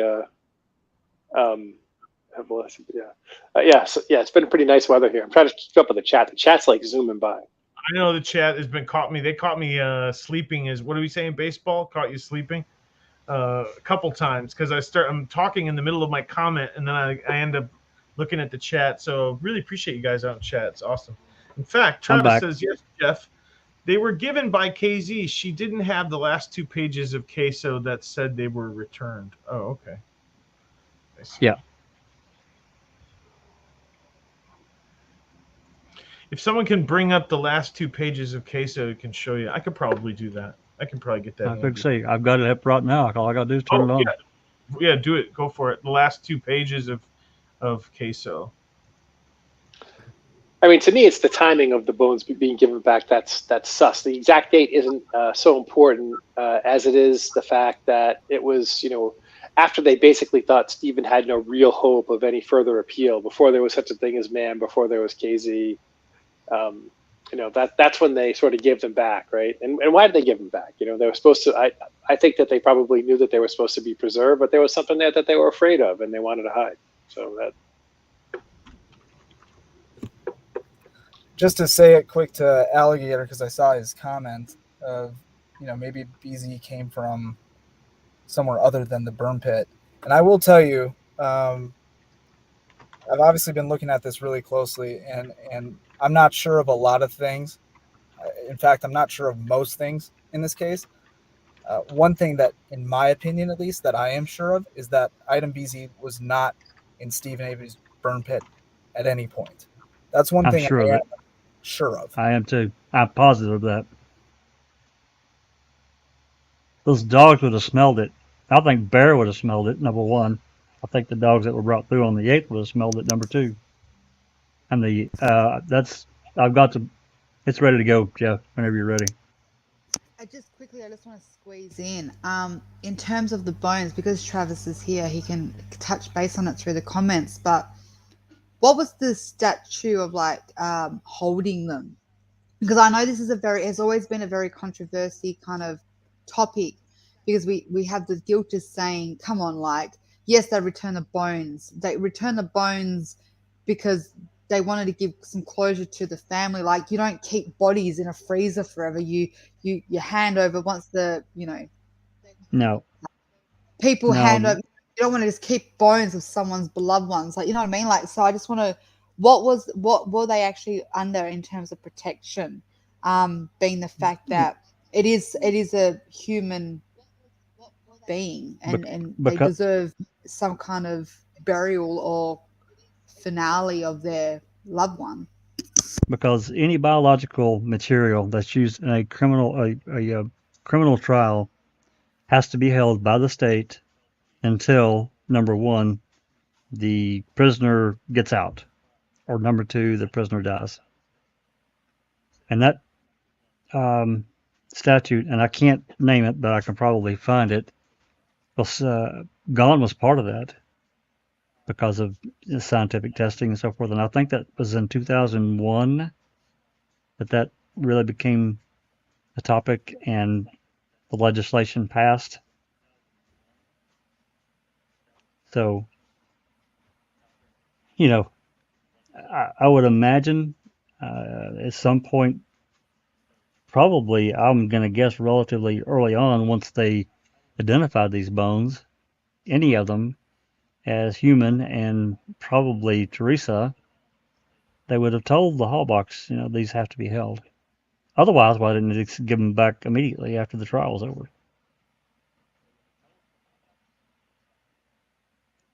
Instead of 4 years later. And I want to know who initiated the conversation between the state and the hall box. And where's the that really is, right? Yeah, So it kind of really comes down to is we have all these separate burn areas, or potential burn areas. We have the Dassey burn barrel, I don't even really want to say, I'm not going to even say the Stephen pit, because we all know it wasn't there. So we've got the burn barrel, the Dassey, number 2, I believe. We have the quarry. We have potentially, there's no evidence per se, but we have the idea that there could be could have been involved. So we have all these areas. Mitchell's quarry. The quarry, yep. So the question is, it's either they were all scattered around this area, or the one is the primary burn location and the other ones are all kind of become mute points, that they're not really that significant to it. And I think it goes back to what you said, Jay Jax, in a discussion you had with the foul play members, and I don't remember who it was specifically, that's why I'm kind of just bypassing it, but all these areas are surrounding the Avery salvage yard. The thing that I still get my head around, that I can't get around, is the same idea you guys had. Why couldn't they have just made the crime as authentic as it is and just still blame Stephen Avery from it, because he still had access to all these locations. That's right.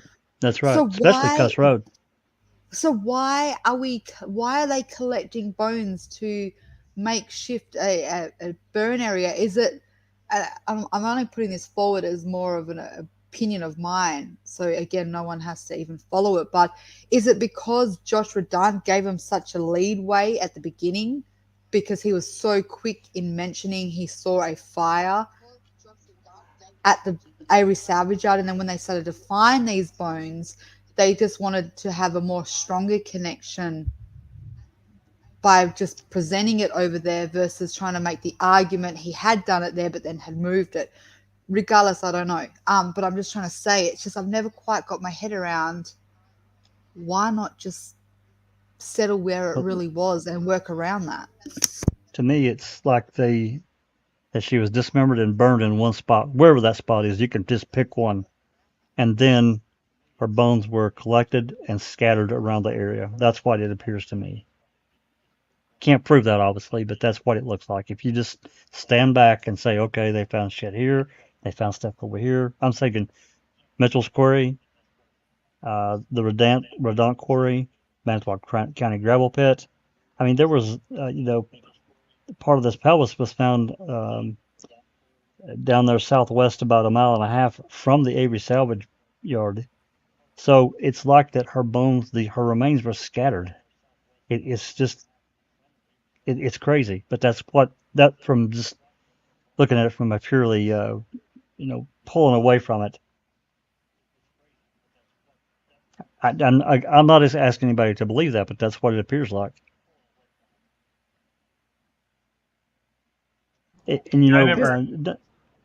Go ahead, Joe. Oh no, I was just going to read a comment, but if you had a better comment, go ahead. No, I don't. I was just going to kind of add to and pile on another factor that I don't understand, because, and this is getting into Yost, as to after everything that he did there, with the search team A at Cuss Road on the 7th, and then that afternoon he did some stuff, and then later that evening he was out with two cadaver dogs over in the Manitowoc County Gravel Pit and Redont Quarry. What the hell was he doing after dark? Going to almost midnight. What was he doing? There's no report. Have no idea what he was doing. I just want to highlight, excuse me, a message that Travis just said, and I said he wins all Hufflepuff points for this comment, because it is such a good comment, because it's something that I know that we all have not secretly, but in discussion, private discussions have kind of said that. And that was where he said, my apology, let me just grab it. I never understood how Radin and others got cleared by KZ. Now, that's my comment. I agree. I was going to read that one. Awesome. No, I agree. Take it away. I just going to say, like, we don't know what obviously questions she asked or what processes she went through to be confident that they got cleared, but there's such a I respect that when she says she's cleared, she's obviously feels that she has, but I agree with what Travis said. Like, there is so many twists and turns that, some of the greatest well-known killers have been the most cooperative and straight up in your face, almost deceiving, that you would think that their cooperation was enough to clear them, and they were guilty.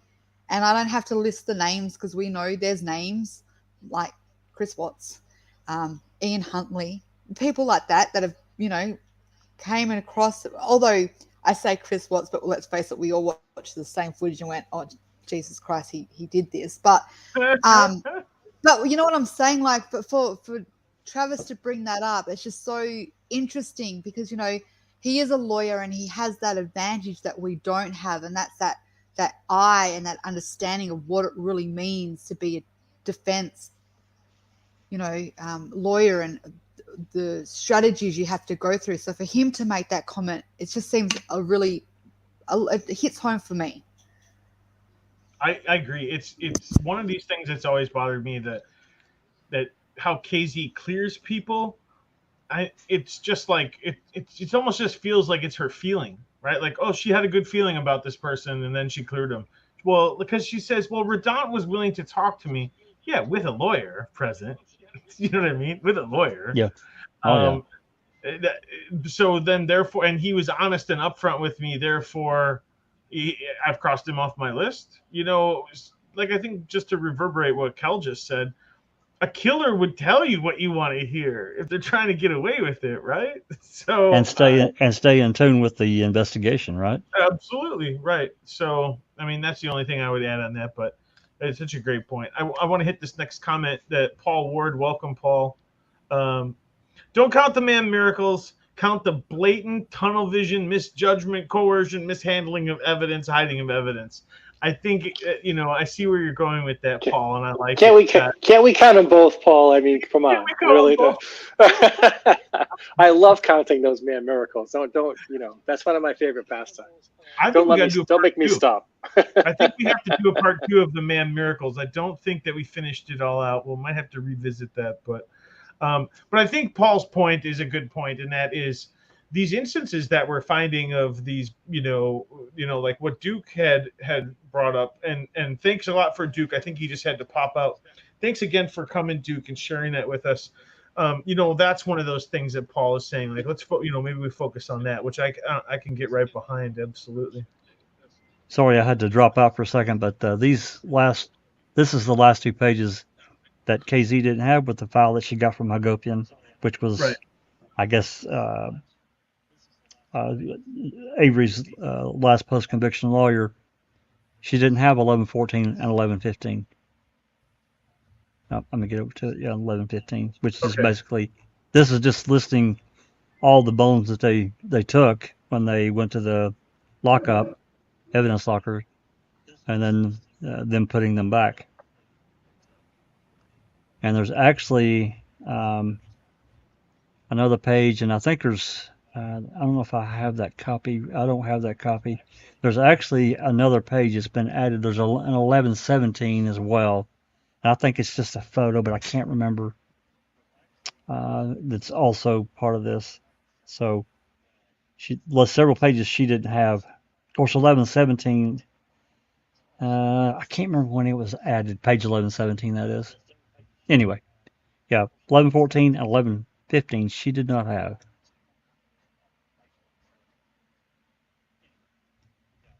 Well, like J.J. Falk says, Zellner also cleared Ryan Hilligus. Unbelievable. Because a lot of people, including one of them on this panel, tends to lean that way.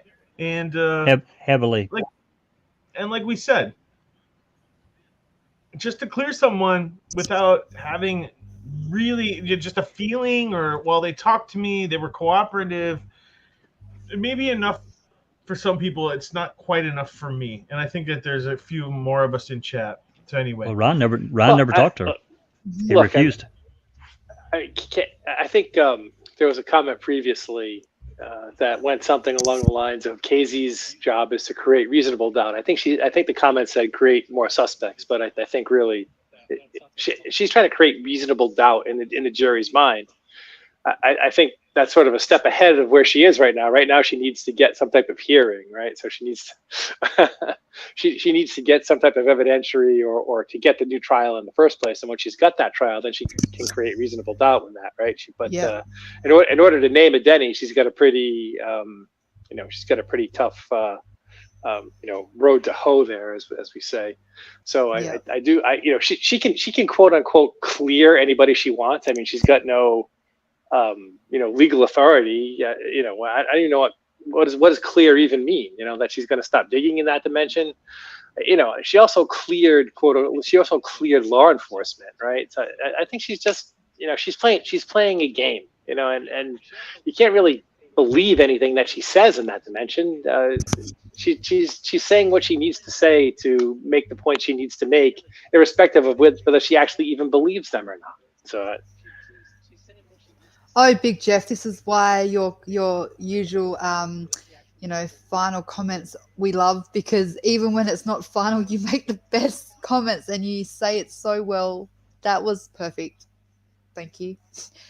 That was awesome. Like you literally just narrowed it all in as you were saying, and I was like, yes. And exactly that. And to that point, a little bit more, just to extend on that, is we also, you got to remember, Kathleen had an expert come in and do a victimology. This is back at the very beginning. And in that victimology that was done, guess what? It came out. Guess what the premises of that whole, scenario was? It was the ex-lover. And then we see that victimology transfer into her original motion, which was she made that bold statement. There is only one killer. That was Ryan Hilligus. And that was her foundation of the original. And then later on, a few months, I believe later, that's when she introduces Bobby Dassey into it. But she introduces him as a Brady, not a Denny.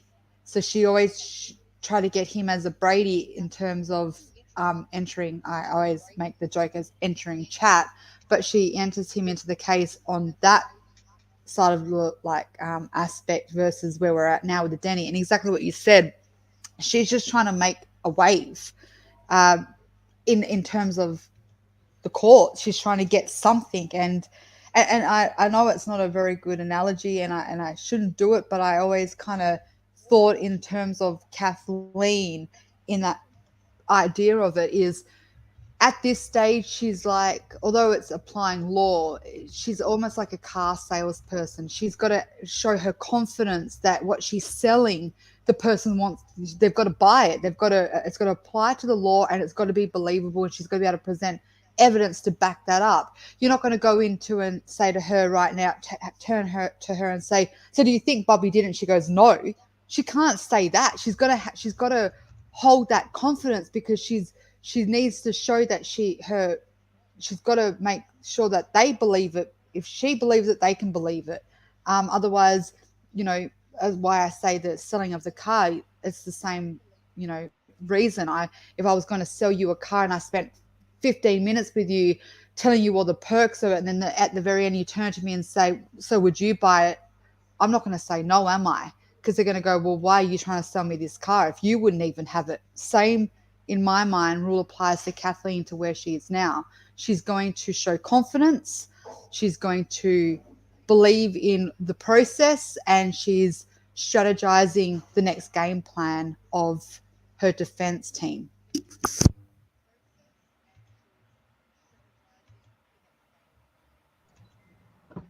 Yeah, I'm trying to get caught up in these comments here. Anthony D asked how you can join JJ. I want a star. You want a star next to your name? I think that's what you're saying. You can go to the $sign or click membership on my YouTube page, and you can become a damn crow or a top crow. Travis says that's key. It has to be believable, which means not a conspiracy that takes more than three people. And I think that's why she's, and what he just said is why I think she moved off law enforcement. She had to close that chapter, whether she believes it or not. And exactly what Big Jeff said, she just needs to get movement, and then possibly if she gets a trial, she can then maybe open up to possibility of different avenues of how she's going to strategize her defense plan. But exactly that, she had to close off law enforcement, and now she's focusing on, if I blame Bobby for being the Denny, for being the potential alleged murderer, and then I can attach him to all the planting side of it, I've eliminated that more than three people conspiracy. And exactly what Travis said, you need to get the judge to believe that it's not this elaborate thing. It's just this circumstance, and it all kind of fell in the hands of the killer, and they controlled it. And law enforcement, essentially, to me, that's how I'm looking at it right now. What she has presented in court, I put myself in Angela's shoes, which is clown shoes, but in a sense, let's just think of it. Let's just think about it for 1 minute here. Let's just think about it. You got both Jeffs. That was a good one. So I'm just trying to think about it from her perspective, because that's how I try to train my mind in thinking, like, the strengths of the case, the negatives of the case. And when I think of her, I think, will she believe it? has KZ provided enough evidence for her to believe that this kid, man, I'm trying to reference it as anyway, so it fits all categories, pulled this off? Because essentially you then have to go to the next layer and go, not only did he pull it off, he fooled the cops, because there's another layer into it. Does she believe that he was able to be that successful, that he pulled it off, that all the cops got dibbed in believing this narrative? And so there's just all these little things. But again, it's just thought process. Ignore me. I'll go back to honking my clown horn. Beep, beep.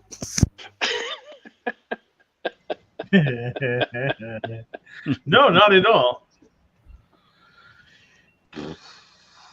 Checking comments here again. Let's see here.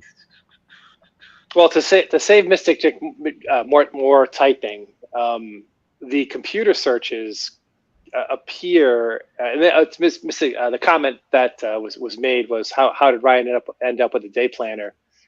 And according to the computer searches, right, it just seems like the computer searches happened at a time that was coincidence with some of the phone calls, right? So it appears as though the computer searches put Teresa Hall back at her own house as opposed to in her vehicle, right? That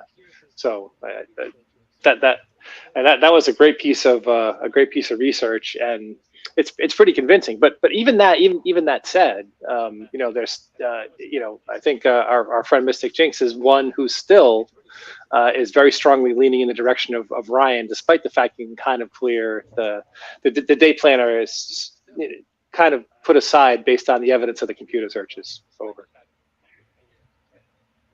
Yeah, I think that it's likely that she may have had it with her originally. Maybe forgot something at home, went back, took it inside, put it down, and left again. Don't know that. Just a guess. It's possible. We'll never really know, right? Like that's just the thing. It's like that is a totally possible thing. I think someone has done the research to say there were enough minutes to go there, and you just don't know. No, for sure, no. I do. It's something I've done 1,000 times. Oh, God damn it. I've got to go back home and get that thing and then leave something else behind. Like it's just something that happens. So it's believable, I guess. So I have a question for Travis. And I've been wondering this for a long time, and I've even said it a couple of times on the different episodes. And that is that, it seems to me that there are just some things that the Court of Appeals has ruled that actually are just dramatically impinging upon, our rights, our freedoms, and just wrongly decided.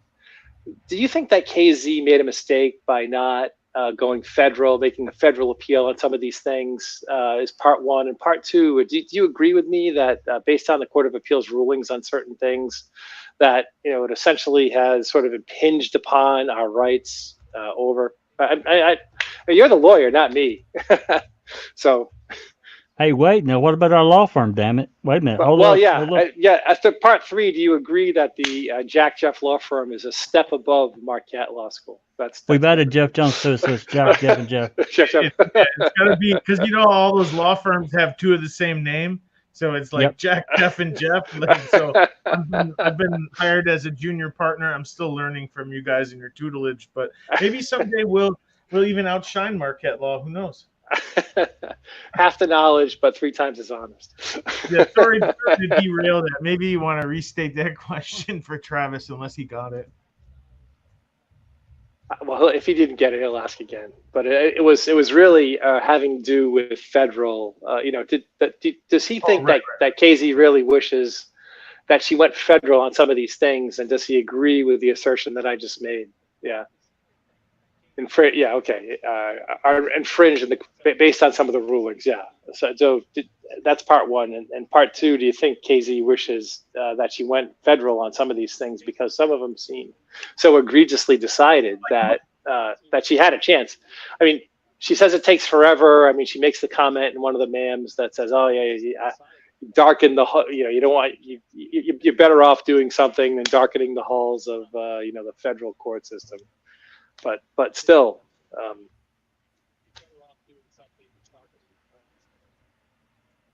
In the name of finality. We're all hanging on it, Travis. You got to type faster, buddy.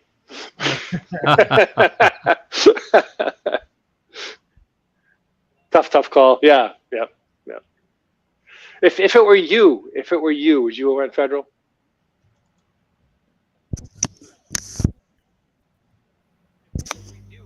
And then when he answers that, may I slip in one little question for him? Absolutely. Oh, I'll say it now, but please address Big Jeff's first if you can. I just want to confirm this because there's in the community, even with truthers, there's a little bit of a not unbalanced, but I think a not complete understanding the relevance of it. In your opinion, as a lawyer, Travis, the pro se motion that Kathleen dismissed, was that a fundamental mistake on her behalf? Yes or no? Confirmation, because there's people that think that it wasn't her fault. There's people that have explained that it, in a sense, it was. And there's people that don't quite understand what it even really means still. So you can answer just yes or no. Yes, it was a big problem for her, or no, it wasn't as bad as what we thought, if you may. Yeah, it's an interesting question that we've been going over time and time again, I think, on the variety of different podcasts, questioning that move and how much did that hurt, right? How we know how much it hurt, but okay, so what's worse than fundamental mistake? It was a colossal F up, in my opinion. That's just Travis, one man's opinion, Travis. And so Yep. it's pretty, it's tough love sometimes here on to the next, and we do want to give it to it real. And so I appreciate you giving it to us real there, Travis. So is that, I guess who owns that mistake? I mean, is that something that Kathleen's Wisconsin partner, whose name is escaping me right now, should have brought up to her that you can't have multiple things going in Wisconsin at the same? Is that what was like Wisconsin specific, or is that that just general law?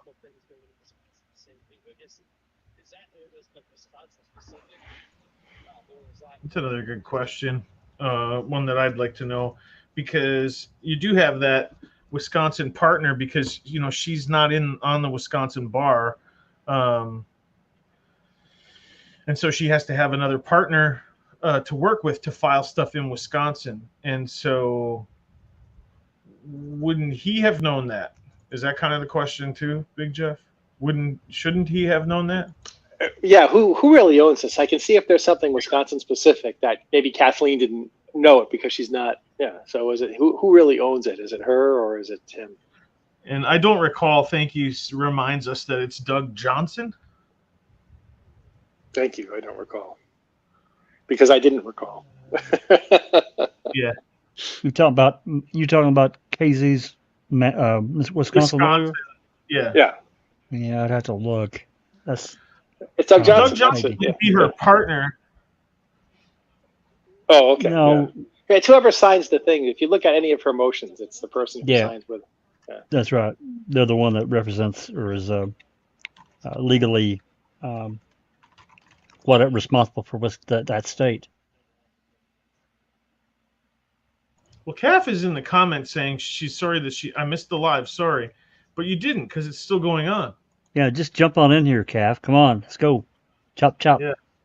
And Ziggy, if he's out there too, he's probably listening and he needs to jump on here too. But that is her law firm partner. That's her law firm partner, Doug Johnson. That's what I kind of was thinking. There's another guy, another name. It's on the filing. If you go to her latest, it's always like title page, I think. That guy's name. Steve Richards. That's it. Steve Richards. That sounds. Thank you. Thank you.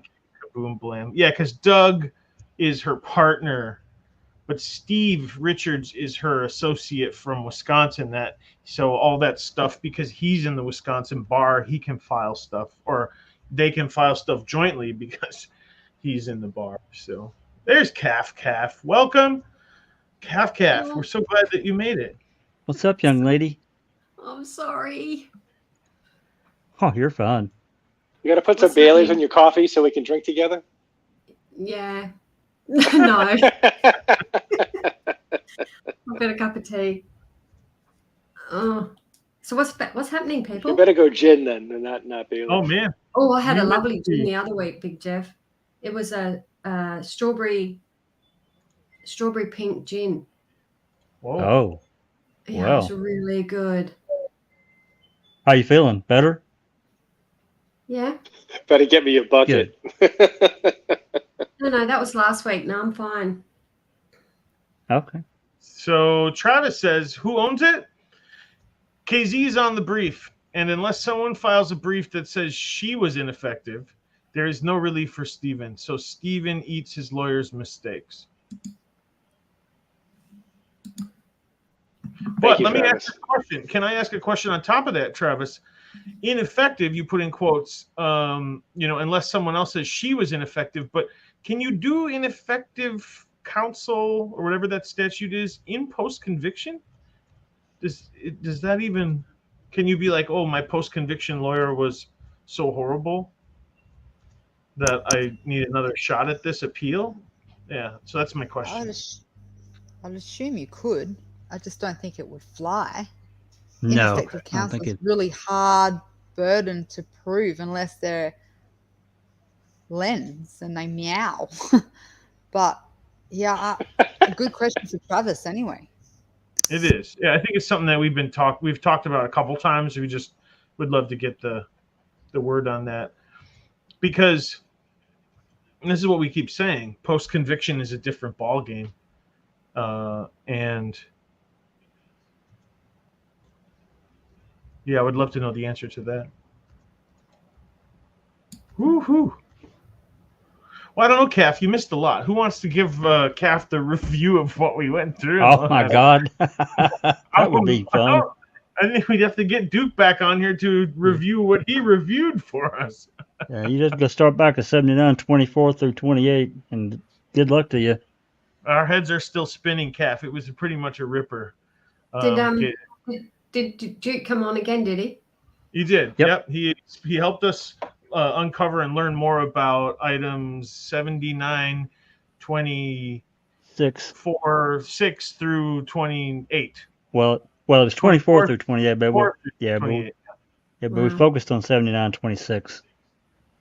And one of the pillboxes that Colhane opened said it was empty. She said she was given an empty box, a pill box. Yeah, from So Calumet. where did that go? Why did someone, and what would be the purpose of losing it if it didn't need to get lost? Case. Where did it come from? Calumet. Well, Yeah, it's the burn pit. The burn pit. Well, the thing that was supposed to be inside the brown pillbox Yeah, came from the burn pit. the brown tarp, allegedly. And why did they pass around the empty box? And why they keep on passing around the empty box even after they realized it was empty? Yeah, exactly.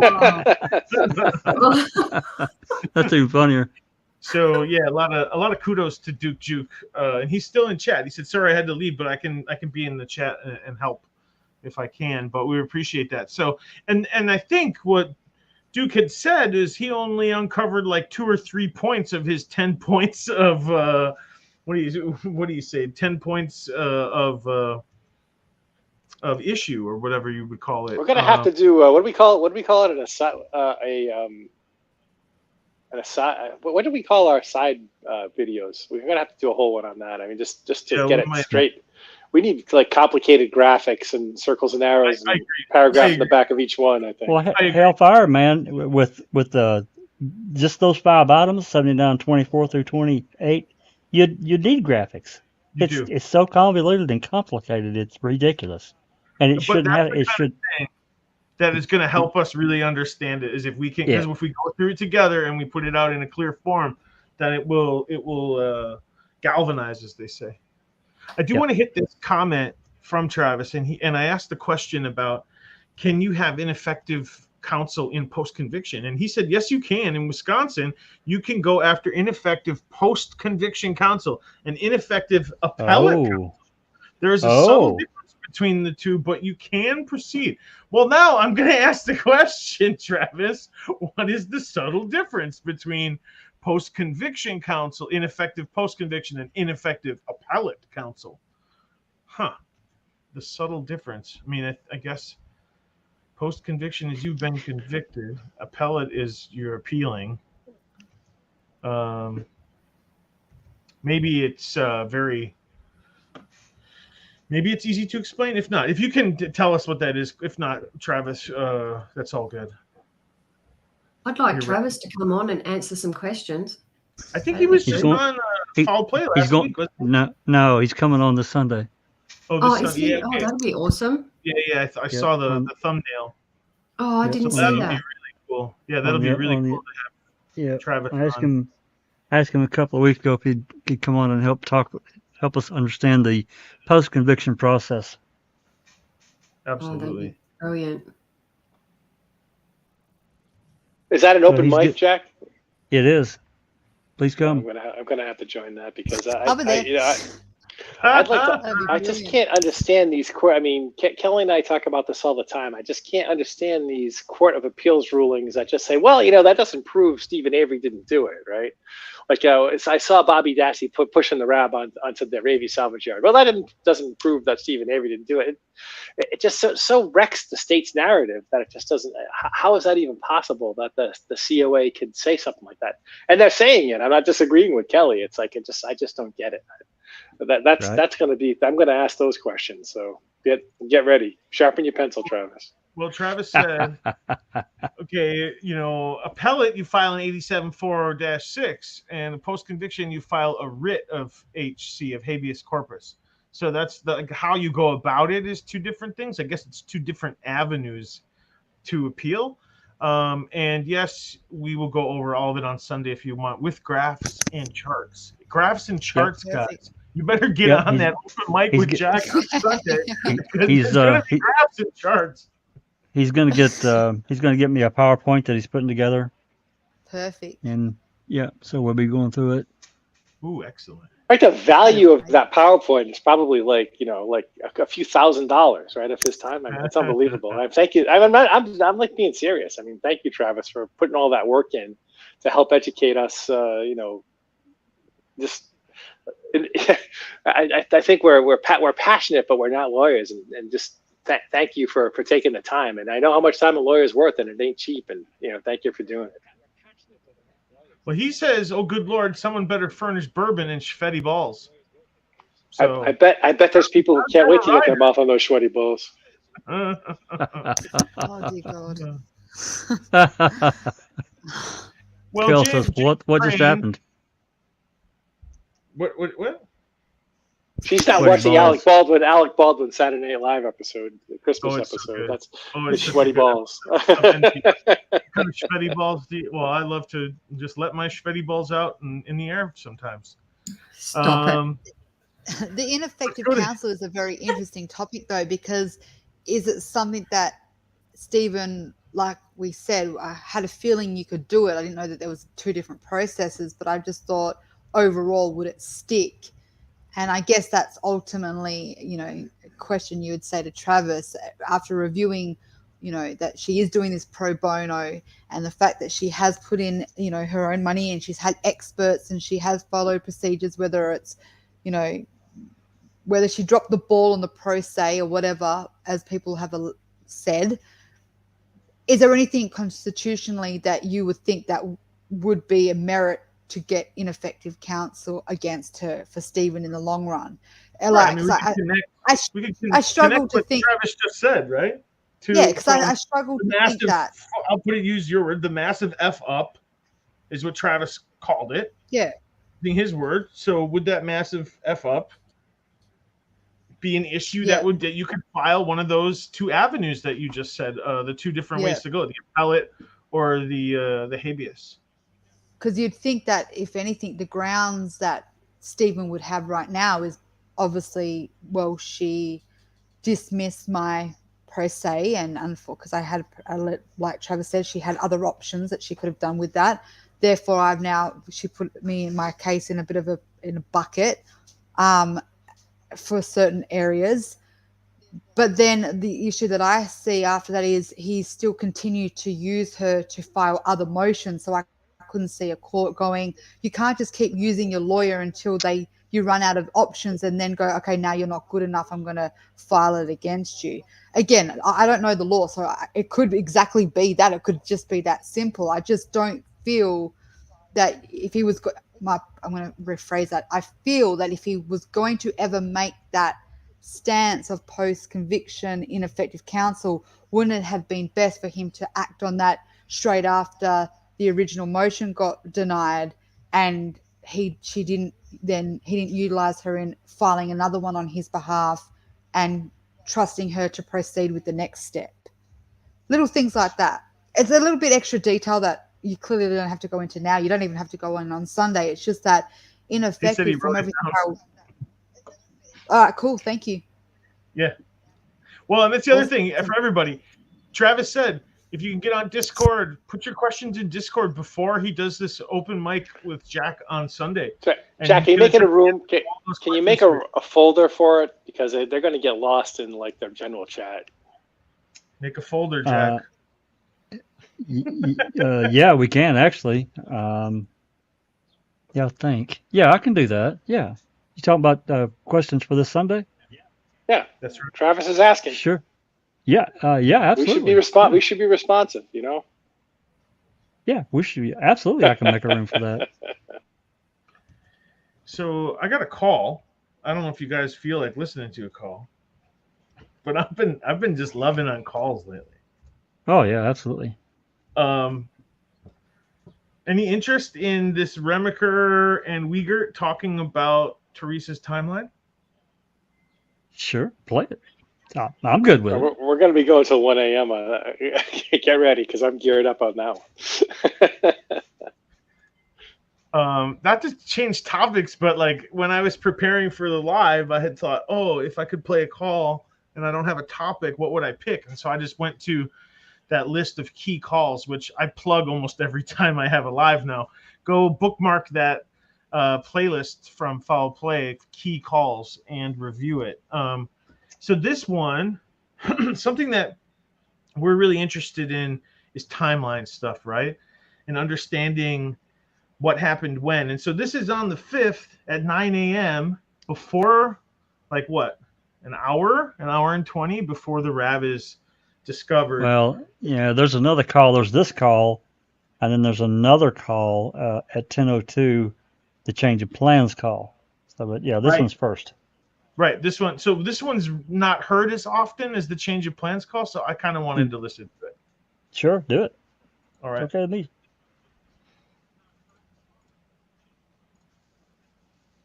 County Sheriff's Office. Morning, this is Detective Remaker from Manitowoc. Good morning. Is Wiegert or Dieter? I think Wiegert's in his office. Hold on. Thank you.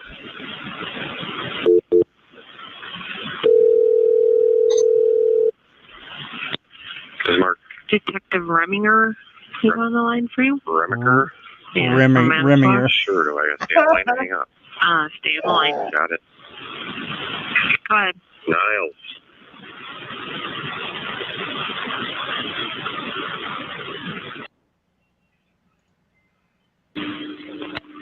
Go ahead.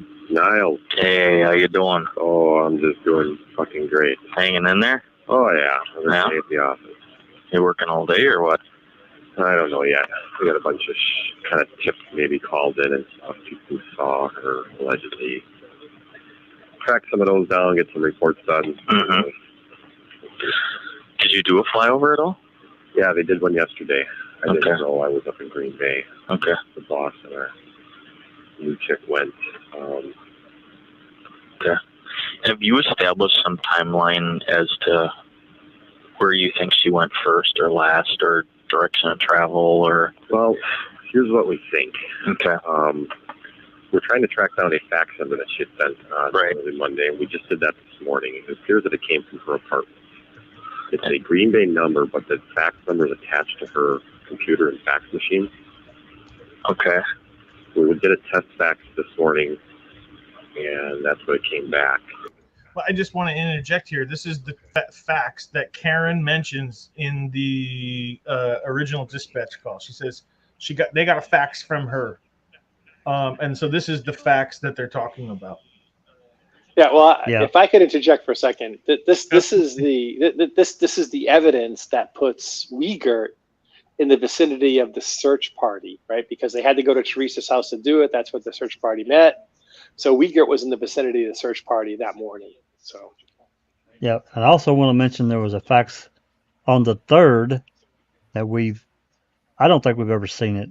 If we have, it's only a very shortened version of it because Seeking Truth tried to get it and failed.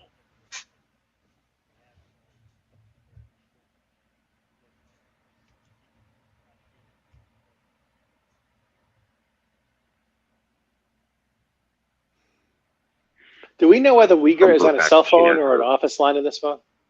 Office line. Office Because line. a cell phone. Yeah, if it was an office, if it was a cell phone, we wouldn't hear this side of it. Okay, thanks. Yep. Apartment In St. John. okay, She was with. and that's at what time? That's at 12:13 in the morning on Monday morning. Okay. So we couldn't figure out where that fucking fit in the puzzle here because we know she was seen later that afternoon. Okay. So the fax is before she goes to Avery's and Zippers. Okay, all right. So that next day, or that day, she goes, her first appointment is in New Holstein. Okay. She's about 1:30 in the afternoon. She leaves New Holstein. And there we believe she goes to Avery's. Okay. Time, we're not sure. Sorry about that. Has it been muted the whole time? Not muted at all. I can hear it fine. Yeah, I hear it fine. Yeah. Oh, okay. I had my mic muted here. I wanted to stop that because what he said right there is he goes, well, she left New Holstein at around 1:30, and then we think she went to Avery's. Well, no. Well, yeah. She left Smith's, and yeah, we think she went to Avery's. She went to correct. Avery's first, That's right? Yeah. That's so right. This is timeline stuff that is really important. So any other interjections? But he doesn't say why. I mean, I would love to know why they think they went to Avery's then first before Zippers. Why does he think that? Great question. What makes you think that? Is it because Joe Ellen said 3 o'clock and Stephen Avery always said before 2:30-ish? Yep. So it's just going off the timeline that the individual made themselves versus there being ever anything evidentiary to show the timeline, maybe? Well, they had to bring in, Don Bliska to alter that. Otherwise, it doesn't get altered. So she testifies that Teresa calls and they have this conversation, and she says she's on her way to the Avery's. Of course, we have no proof of this conversation at all. To me, it's all hearsay, every bit of it. So, without Bliska, the timeline is she goes from Schmidt's to Avery's to Zippers.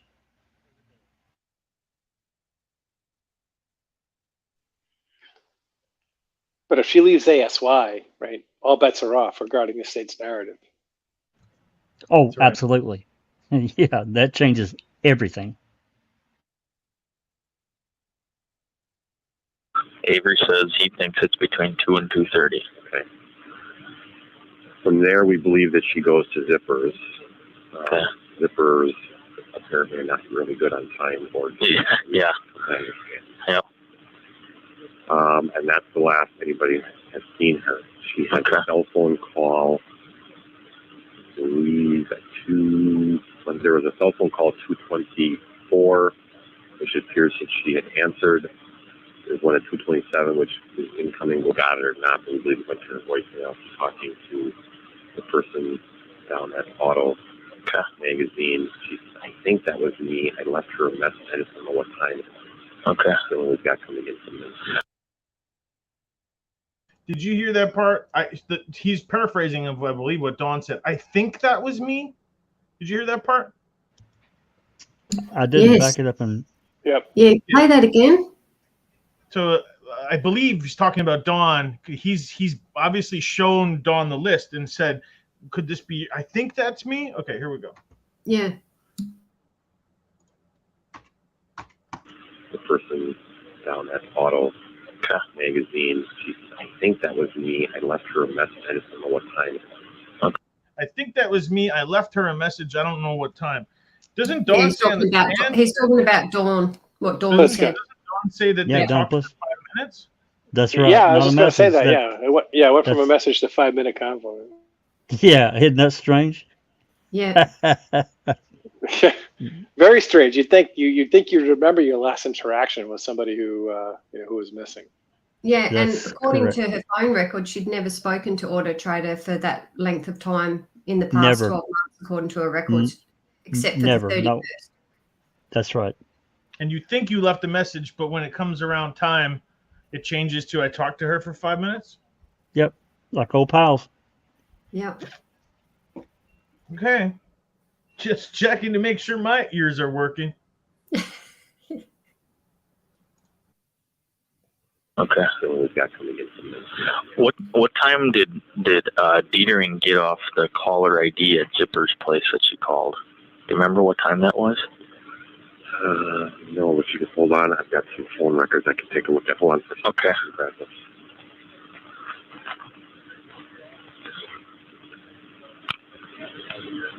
All right, I'm back. All right. There's a phone call placed to Zippers at 2:12 p.m. on Monday. Okay. I'm assuming that's the one she probably left a voicemail there. Probably right before she gets there. Right. Okay. And the last call, like I said, is 2:27 p.m. That's an incoming one, which we believe just went to her voicemail, which is 5 minutes long. Okay. Now there's a 5-minute call. Let me tell you something That's about voicemail. I can tell you something about voicemail. It doesn't accept 5-minute messages. That's an easy I told one. you before. I told you before, Jeff. I think back then when I had Singular, I think 3 minutes was max, and it shut your ass off. I'm surprised it's that long. I'm surprised it's that long, but yeah, it ain't 5. I can tell you, it ain't 5. It may have been 2 minutes. But it's been so long, I can't hardly remember. To me, now from what we know, that from where I'm gathering, from what they're saying, and from what we understand, and from the extrapolations we can make, that means the 227 phone call probably was Dawn for 5 minutes, and I and many others, not everyone, but there's an idea that she was sitting in her car talking on the phone at this point for 5 minutes. And so it's starting to fit in my eyes. I don't know. But any other comments about this? It would be surprising if she answered it, because Teresa rarely didn't screen her calls. And I mean rarely. Well, and she rarely talked on the phone while she was driving. That's right. She screened her calls and called back. She was good about calling back, but yeah. It would be nice if we had the Zipper voicemail. That's my comment. Remaker actually says, contrary to the narrative or the timeline that Uyghur is laying out, that call to Zipper was probably right before she got there. If indeed that call was right before she got there, that means she went to Zippers first. But Uyghur doesn't say, no, because we think she went to Zippers next. He says, yeah. So Uyghur's not actually paying attention to what Remaker is actually saying. So.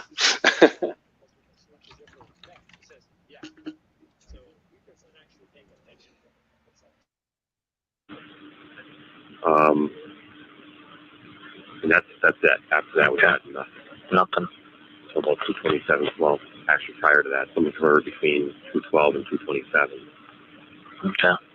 Seems like she disappeared. Did Dietering get those phone records for tower location and stuff? Yes, but I don't have them. They came fax tonight. He grabbed them. He went back up the house to check on that fax machine. Okay. Okay. So you don't know that last phone call, what tower it went off of or anything like that? I don't know that. Okay. All right. I did get a call last night. There's I want to stop that there because I think this is Remaker playing it pretty straight here, going, well, they don't have a ping off of a tower, do they? Because that'd be a place to start. right? Yeah. It's pretty simple. I mean, it's pretty. This is regular law enforcement going through the motions, and I just wanted to pick that part out. Oh, hang on a minute. Before you go, I was just looking up what Dawn had written. So she's written two different ones. In one of them, she stated she was on her way. Teresa was on her way to the Avery property, and in the second one, she told her she was going to go out there. That's interesting. So yeah, one she's on her way, and the other one that she could go out there. So which one is it? Yeah. Was she on her way, or did she just say, yeah, I could go out there? Well, it follows my line of the cops taint everything. Yeah.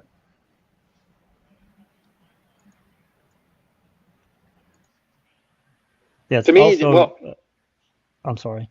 I was going to say, just to me, one thing that's very interesting is that the document that was faxed by Singular, that has the tower location and the sector orientations and things like that on for the Singular network, was actually not given a document number. Nope. And if it wasn't for Seeking Truth for Good, we'd never have it. But just have it proof positive that when they want to bury something and keep it, so nobody never get it, they don't necessarily feel the need to put a document number on it for posterity. It's just ridiculous. It is ridiculous. And along those lines, my comment is that clearly there's been some other conversations going on that Rimmerker knew that they were getting the tower locations, and we don't have that call. Just saying. Well, I noticed what they said right here. He goes, "No, we got those tonight." Well, this is just 9 a.m. What do you mean we got those tonight? You mean last night? I think he meant last night. Yeah. Yeah. So you got them on the 4th. So maybe Wiegert doesn't have it in his hands, but law enforcement, does at that point on the 4th. Right. So, okay. Knutson from Valder's Act. Okay. She claims, and she left me a voice note which I haven't gotten to yet. They just dispatched called me last night. She claims that she was on her way home, and she sees Teresa allegedly pulled over on the side of the road, taking a picture of a cow. Really? That's what she claims. She know Teresa, or no? Just from what she's seen in the news, all this crap. So. When I get my ducks in a row here, if I'm driving back to Valder's talking to her. Okay. Are you working today? Yes. It's good enough tip that he went to talk to her. I'm going to get my ducks in a row, and then I'm going to go down to Valdez Valleys and talk to her. Yep. Just saying. They didn't completely disregard it. That's my point.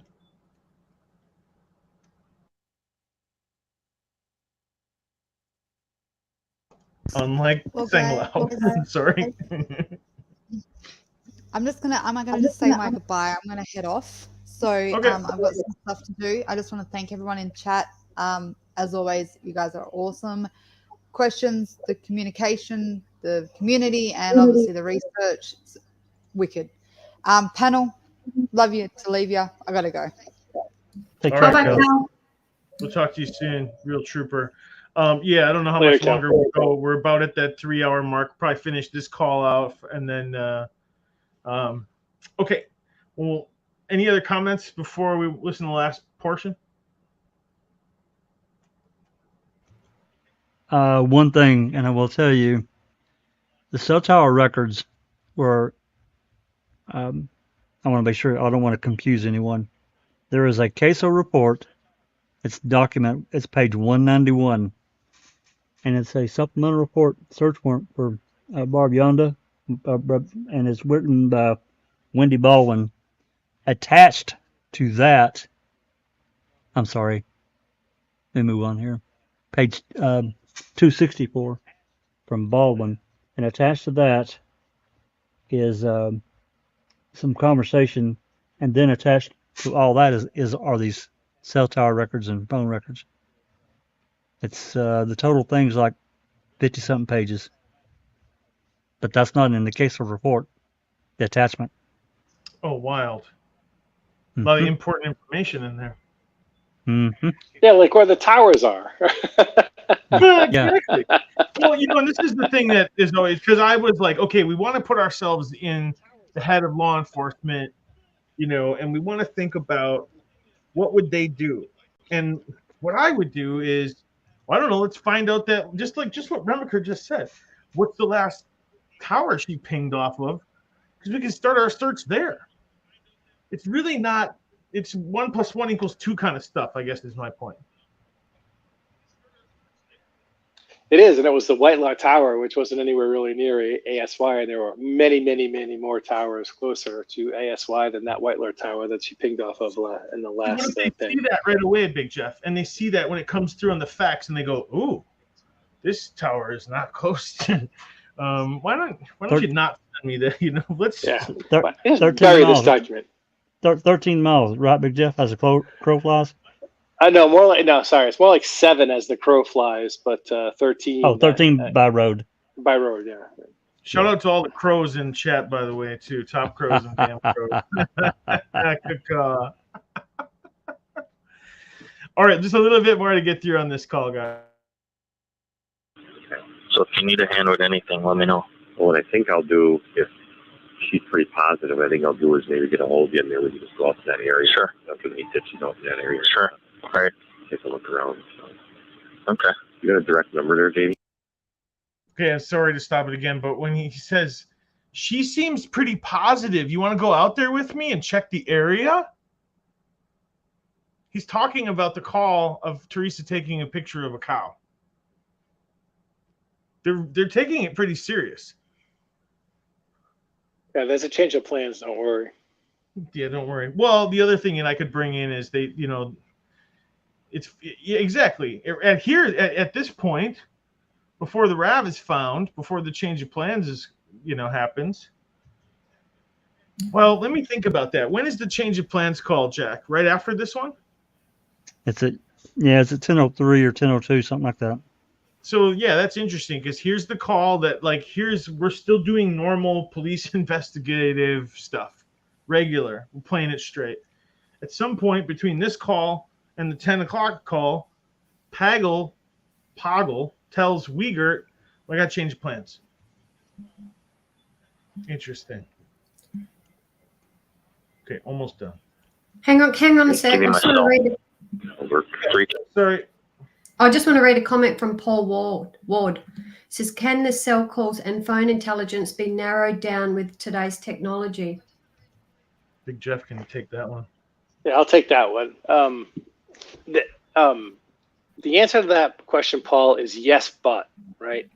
And the but is the fact that first of all, Teresa had a 2G phone. I mean, right now, or people probably maybe even have 5G. My phone's still 4G, which stands for the generation of cellular technology. What you're asking is, with today's technology, could we determine whether or not a 2G signal from a tower that doesn't exist anymore, right? Because that Whitelock Tower has been replaced with a different tower that's actually taller.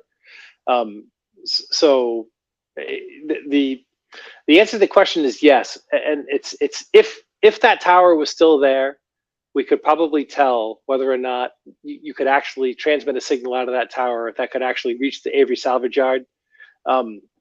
We'd have to kind of extrapolate based on the fact that it would be emitting a different cellular generation signal than it is right now. And we could probably get a pretty accurate answer.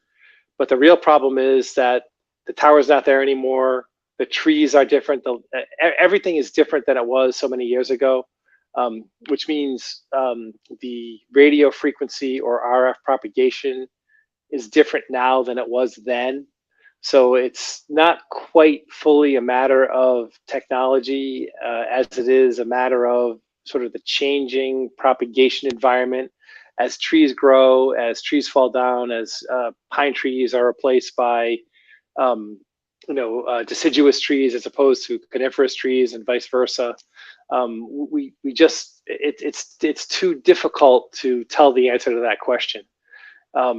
it's not really a matter of technology at this point. I mean, if everything were the same, the answer is yes, but everything has changed, including the propagation, including the cellular technology, including the actual antenna, the antenna height, which is a big deal. So unfortunately, you know, what we could have done, even back then, I think we could have done something. Had Dean and Jerry hired a cellular expert, they could have quite easily have been able to tell whether or not a 2G signal was capable of reaching a particular point on the Avery salvage yard. That would have been very, very easy to do with the cellular tools that were available in 2005. And Dean and Jerry, I don't know if they saying they dropped the ball is fair, but they certainly didn't have the knowledge and didn't hire the expert that they needed to be able to prove or disprove what you're asking about. And if there's any further question, I'll be happy to ask it over. Could they have hired you, and would you have made a difference? That's the real question, Big Jeff. They could have hired me, but you never know, right? But I had the tools. That's the thing. I mean, I work in the business where we had the tools back then, and that's exactly the type of thing that people were interested in. Particularly certain, 3-letter government organizations that I used to support, and they very much wanted to know, in many, many cases, if a suspect, was seen at a particular location, could you reliably say that it was possible that they were perpetrators of certain crimes, right? And that's the kind of stuff that I did back then. So over, yeah. So legit, yes, they could have hired Big Jeff if anyone was like me wondering. I've got an app on my phone that when my son lost his phone at school, another kid had taken it home. He thought he'd lost it for good, and I went, no. I've got this app called Life 360 on your phone, and we jumped in the car and we went straight to the door of the house where the kid had the phone. He said, "Give me my phone." Yep. My phone. I have that. I have that app too. Yeah. It's brilliant, isn't it? Isn't it brilliant? Really it is. Useful. It absolutely is. That's sort of a collaborative. I call that a collaborative app, meaning that the fact that app is on your phone, is on your son's phone, meaning the phone is actually collaborating with the network to help you find out where it is. So there's also other ways to perform the type of function that you want. That you're talking about. Some of those would require the phone to be under active surveillance, and maybe someday we can start talking about the Idaho 4. That's one of the cases that I'm following these days. And for sure, Brian Koberger was under active surveillance, meaning that they were tracking his every move, and no matter what he did to his phone, as long as it was on, they had access to a lot of stuff. Wow. A horrific amount of stuff, that they, I would, like, for example, I wouldn't be surprised if he happened to dump that knife anywhere in his journey. I'm pretty sure they probably knew exactly where he went, unless he went like really way out of cellular coverage. So I think there's interesting stuff yet to see. Anyway, sorry to deviate from the question. But then you can't track that app if the phone's off. Oh no, phone off? No. Yeah, no, that's a bummer. Yep. But anyway. Yeah, I saw that too, Travis. But I don't think that he necessarily. I think that the defense said that we're not sure whether we're going to do an alibi defense or not, and if we do, we'll let you know. I think that was the response from the defense on that question.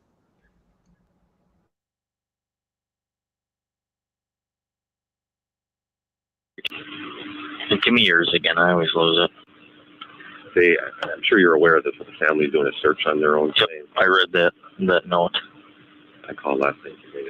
I don't know if they'd be trespassing on somebody's property over there, and the shotguns would be out the door. Crazy fuck. Yeah. The only thing we got is somebody called up and said at 8:45 a.m. they seen a vehicle northbound on I-43 near De Pere. It was either a green or blue RAV4 vehicle. Yeah. And that tip came from the one that was given from Herman to Remaker. In another earlier call, Remaker gets it from a note from Senglaub. Aha. Shows you how much I've been listening to these calls lately, guys.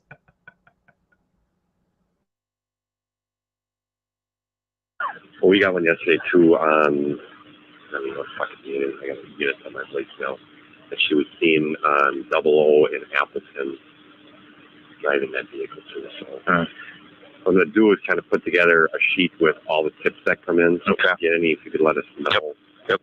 So if yours comes in on I-43 at 2 o'clock, mine comes in on 00 at 2 o'clock. Right. We can pretty much. Right. Hey, it's a question for Jack. Ever seen that sheet? Which sheet? Say it again. What was he? What sheet was he talking about? He said he was going to put together a sheet. Yeah, go ahead, Jeff. Sorry. Yeah, no. Sorry, Jeff. It was your kind of question actually, but Go ahead.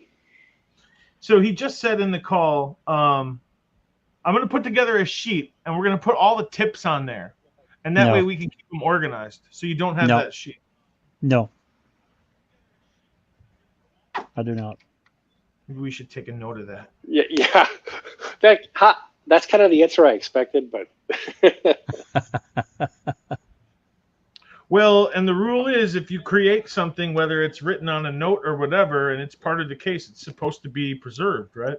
Well, in reality, Remaker actually told, I don't remember which dispatch was on which officer, but he actually told her that. Just take the tips down, put it in a folder, and I'm going to take a look at those. Okay. Yep.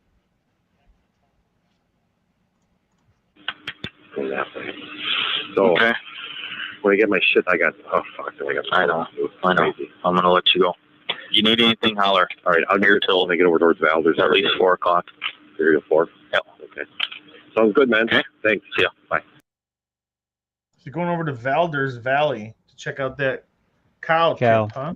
Yeah, check out that cow pie. But the next call is the change of plans call, which it's only a minute. Play it.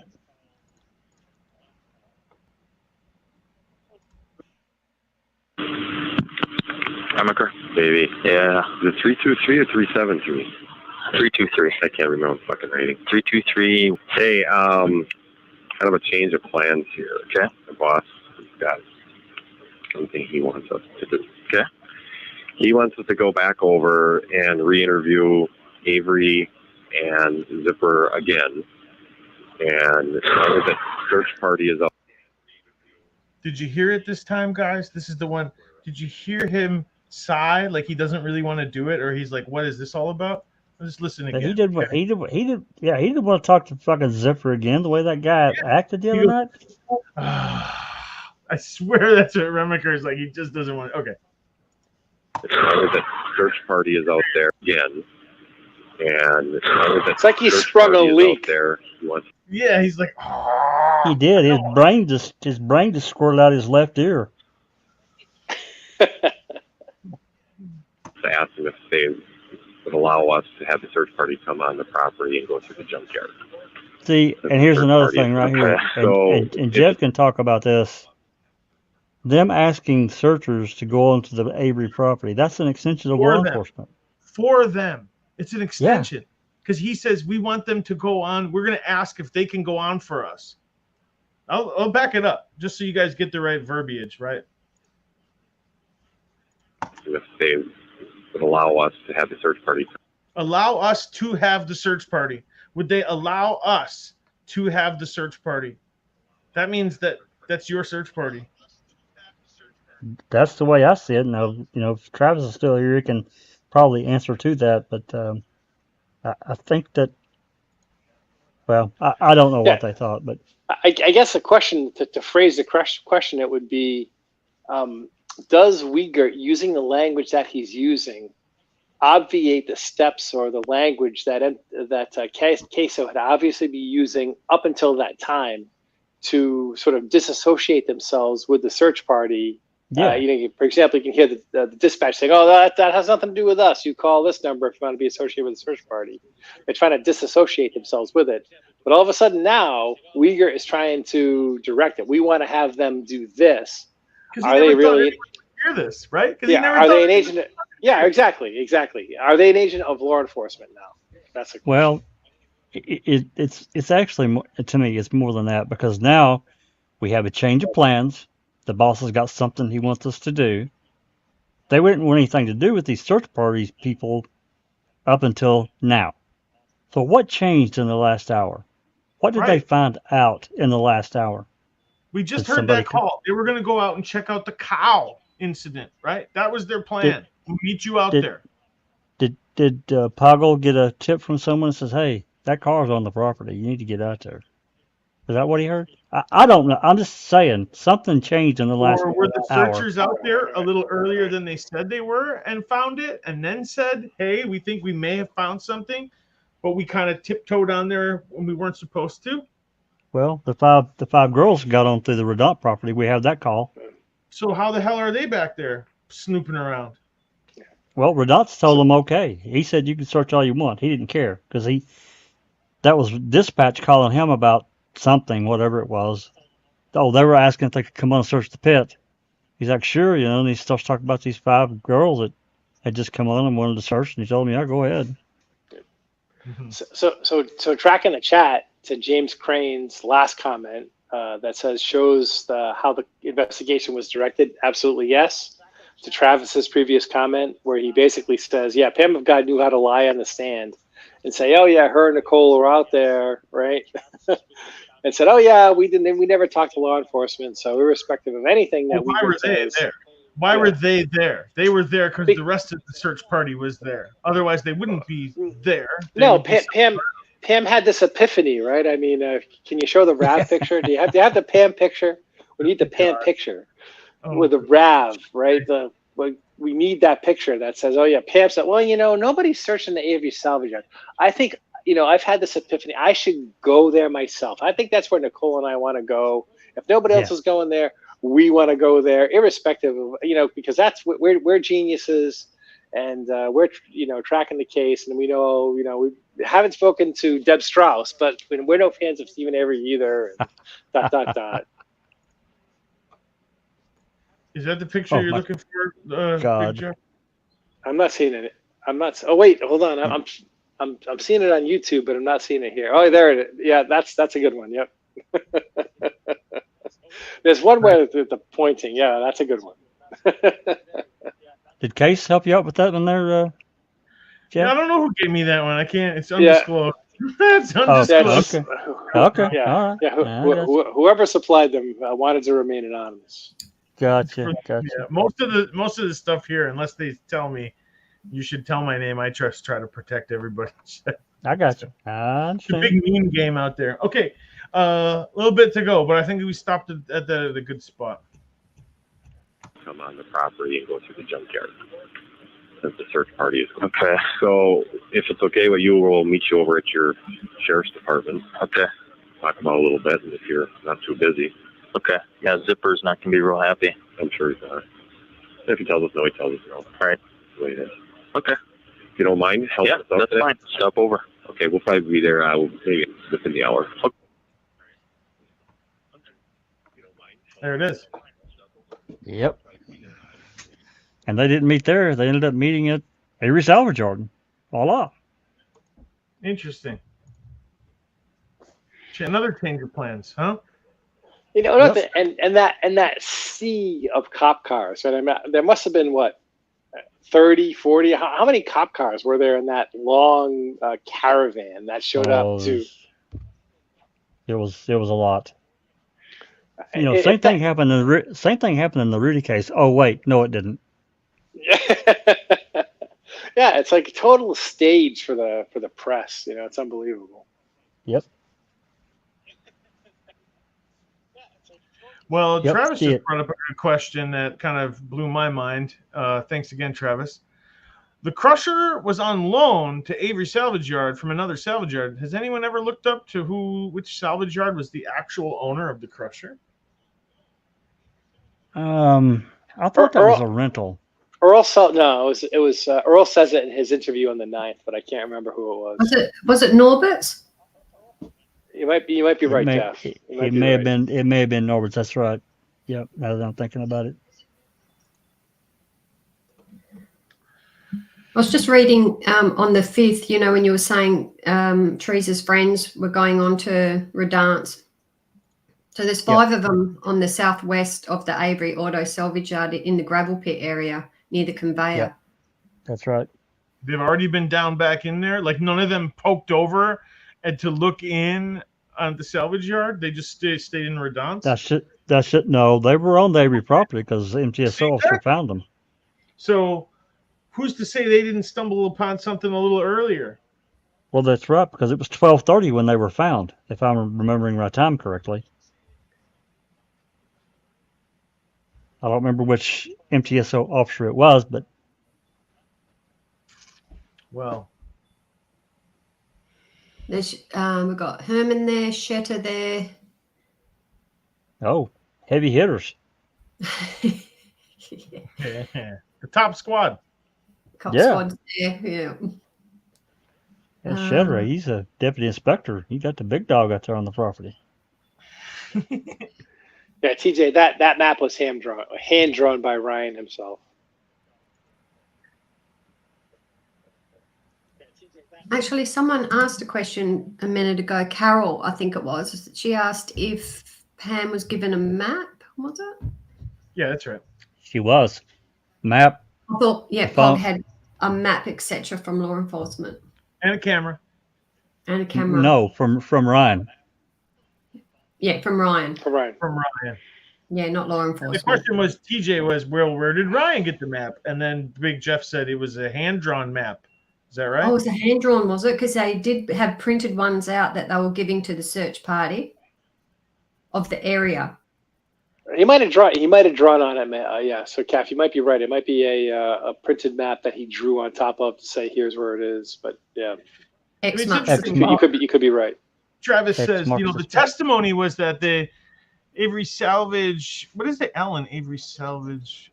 Avery Salvage land wasn't even on the map, but Pam of God insisted. Yeah, she insisted to go there, but there were also other searchers that insisted to go there. She wasn't the only one, right? Like, well, they were there an hour earlier. They were late for the meeting for whatever reason. To disassociate themselves from when Uyghur was there. Right, exactly.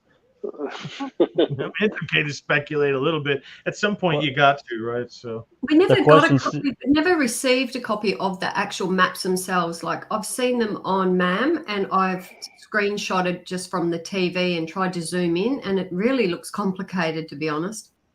The map. Do you have that screenshot? Yeah. You put it up. It's like a Yahoo map. It's just like a Yahoo. Find it. Let me have a look. That's just like a Yahoo map, as far as I remember. MapQuest map or whatever. The one I'm remembering seeing is literally just a like a hand drawn thing that like a 3-year-old might do. I'm not remembering, like a Yahoo map, but I'm not, my memory is very, especially when I've had this much wine. It's almost midnight here. You guys got to understand. I have work to do. Midnight.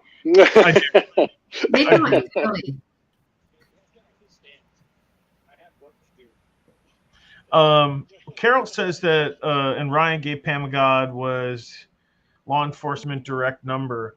The craziest part about the direct number line to Sheriff Poggle is that when Pam actually calls, we've played this call last time, I think. Pam of God says to the dispatch, "Yes, is Mr. Poggle in?" And the dispatch goes, "Yes, absolutely, right away." And just breezes her through when how easy is it to get to the sheriff? That's kind of unheard of.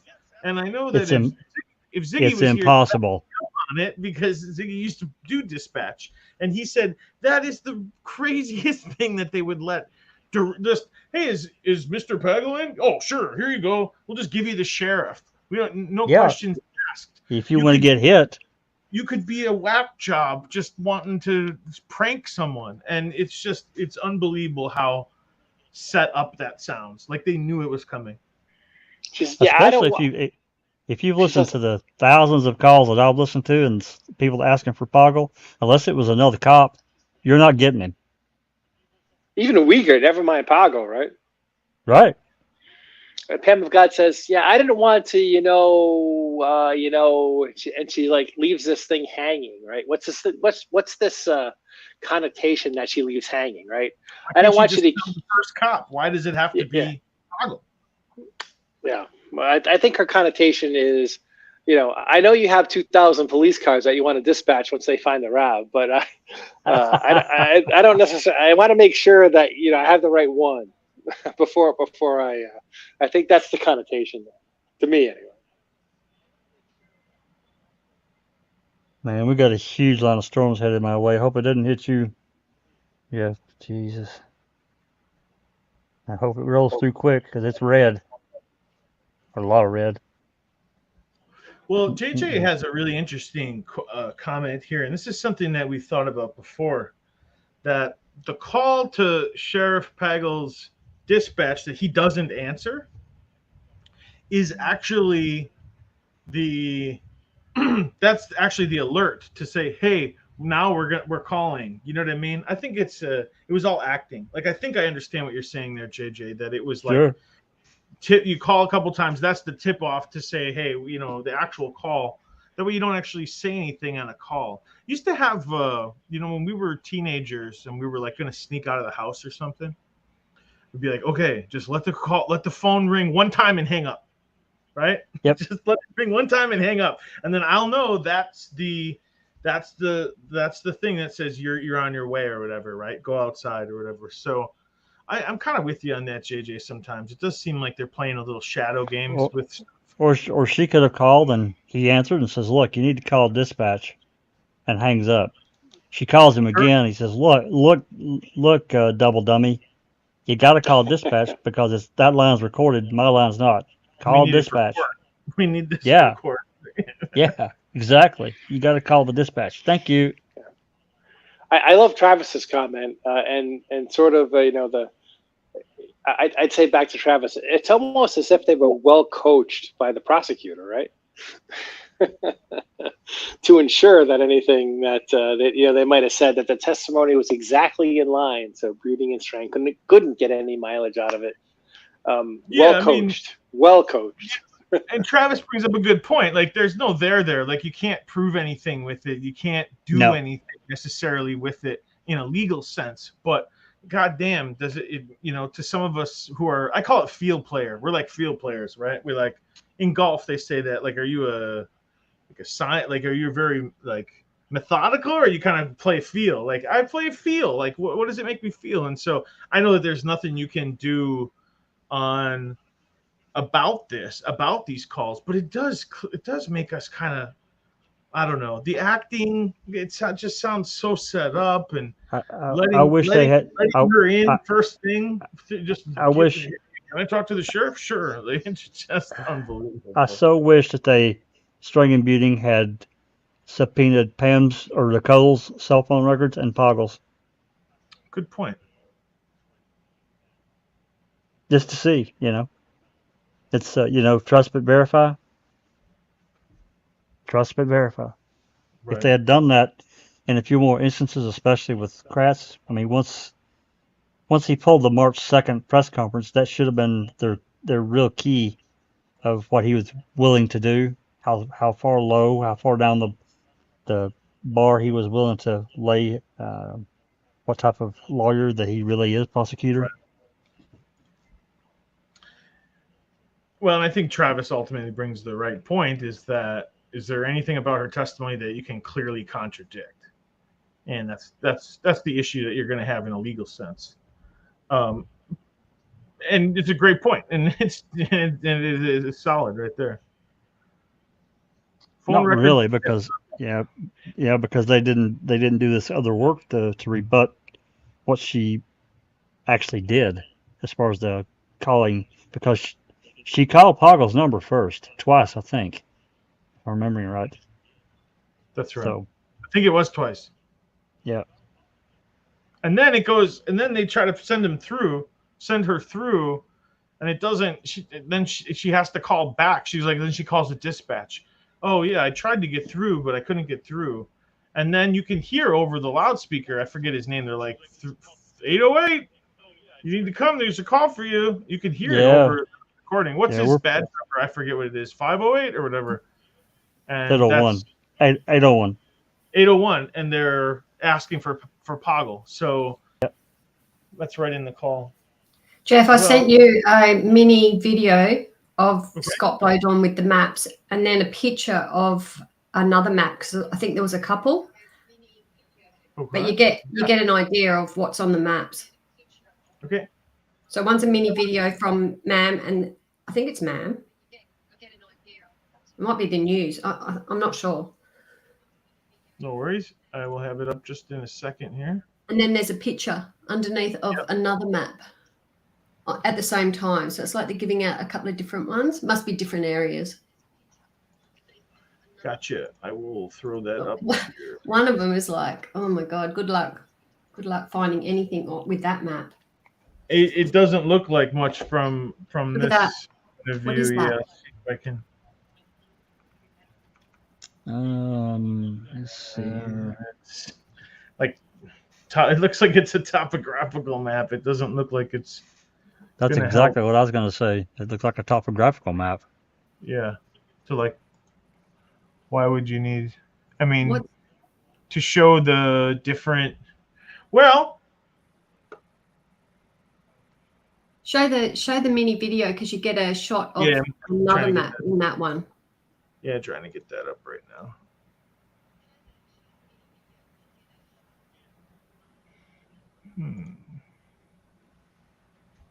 I can tell you right now, Pog didn't get that map. Well, I don't know if I can.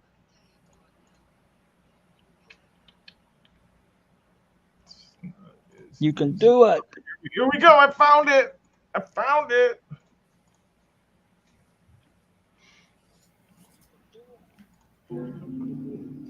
Oh yeah, that's Yeah, it. back it Yeah. up there and freeze Yeah, it. look at it. There you go. So right in the middle is Lake What is that? Winnebago. Right in the middle is Lake Winnebago. Okay. Whoop. And that's what. Oh right, okay. So That's what he's this handing right out. here is Lake Winnebago. I'm from this area right here. Over here is Sheboygan, kind of over here, and then where his hand is up here is where Manitowoc is. This area, right here, where his thumb kind of is. So they're just giving out these pretty generally large. It's a basic area. This is a basic map. It's just basic. Like this is like northeastern Wisconsin. Yeah. This is a huge map of northeastern Wisconsin. It doesn't give you any, because then he's just going to say this is a quadrant, this is a zone, this is an area. So, yeah, that But it's a doesn't big really. area. It's It's certainly- like also- it's basically a map of Wisconsin. They've got. well, this is Go like look. this is Winnebago County right here. This is Fond du Lac County here. This is Calumet County, and this is Manitowoc. And up here is Brown County, and out of Gamey and Door County up here. Door County's over there too. Yeah. That's right. Door County, But, beautiful place if you ever get a chance. There's I think it was Ron that testified or said somewhere that they had stayed up all night working on these maps. Well, if you stayed up all night working on that, holy crap. Really? It just looks like a printout. Well, It's is It's there a more than- printout. paper Look it there, up though? on the internet, printed out. Is there more than one piece of paper there, though? You know what Yeah, I they're mean? handing out to all the search party out the front of Teresa's house. No, he means more than one attached to that. It is just Oh, one piece. right. Of Yeah, paper. It's just one I thought it piece. was- You can see I through thought it. it was different to the other map, but I think it's the same now. I do too. Maybe Pam got a special map. Is See? that the Special same map. map he's got in his hand there? I mean, maybe she got a God map. Well, You know. seriously though, if she got that map and then she went to auto salvage, Yeah. oh, There's no like- way. There's no way. That's a No great way. point, Pat. That is a great point. There's no way you can even find the auto salvage yard on this I map. know, it's Not from that ridiculous. map, you couldn't. When- Here's your map, Pam. yeah. I mean, anybody's Oh, welcome to go on Google look at Maps. that map. I know that this is Lake Winnebago. There's just it's the biggest lake in Wisconsin when you look at the Sure. map of it. And do we have any idea that anyone went anywhere else on that map other than Manitowoc? No. Not that I'm aware of. I didn't don't see think we have. anyone on the Green TV shows Bay. or anything like I that, think- searching out anywhere else. I think that all that Ron said was that they assigned different people to different areas or some such nonsense like that, but he didn't give details.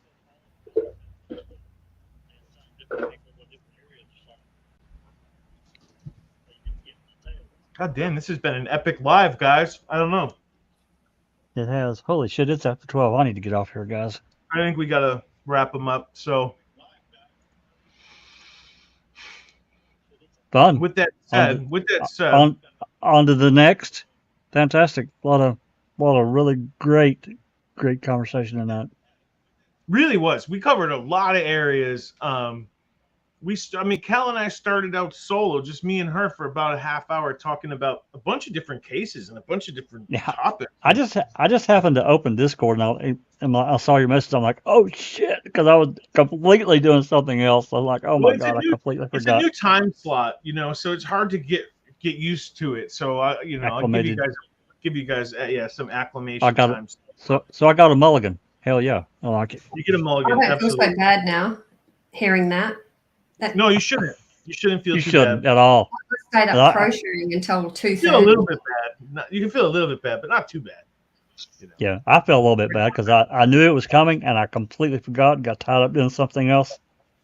Well, your mental clock will reset one of these days, and we'll get you locked in, just like we got all the viewers out there locked in. Really appreciate you guys. So, just give you a little. Anybody have any? We'll go around and maybe let Big Jeff lead off the wrap up comments like old times. Holy Christ! There's just no chance on earth I can summarize this one. This was epic. No fucking pressure. Way. Yeah. No pressure, buddy. Don't worry about it. Closing comments. It doesn't have to be a wrap up. Yeah, no, it was. This was a good one. I hope everybody, if you started off this one, I hope that you take the time to listen all the way through, because there's just so much. Thanks to Duke Juke, who has brought up some very interesting stuff. It's not very often that people bring up stuff that I haven't at least heard before.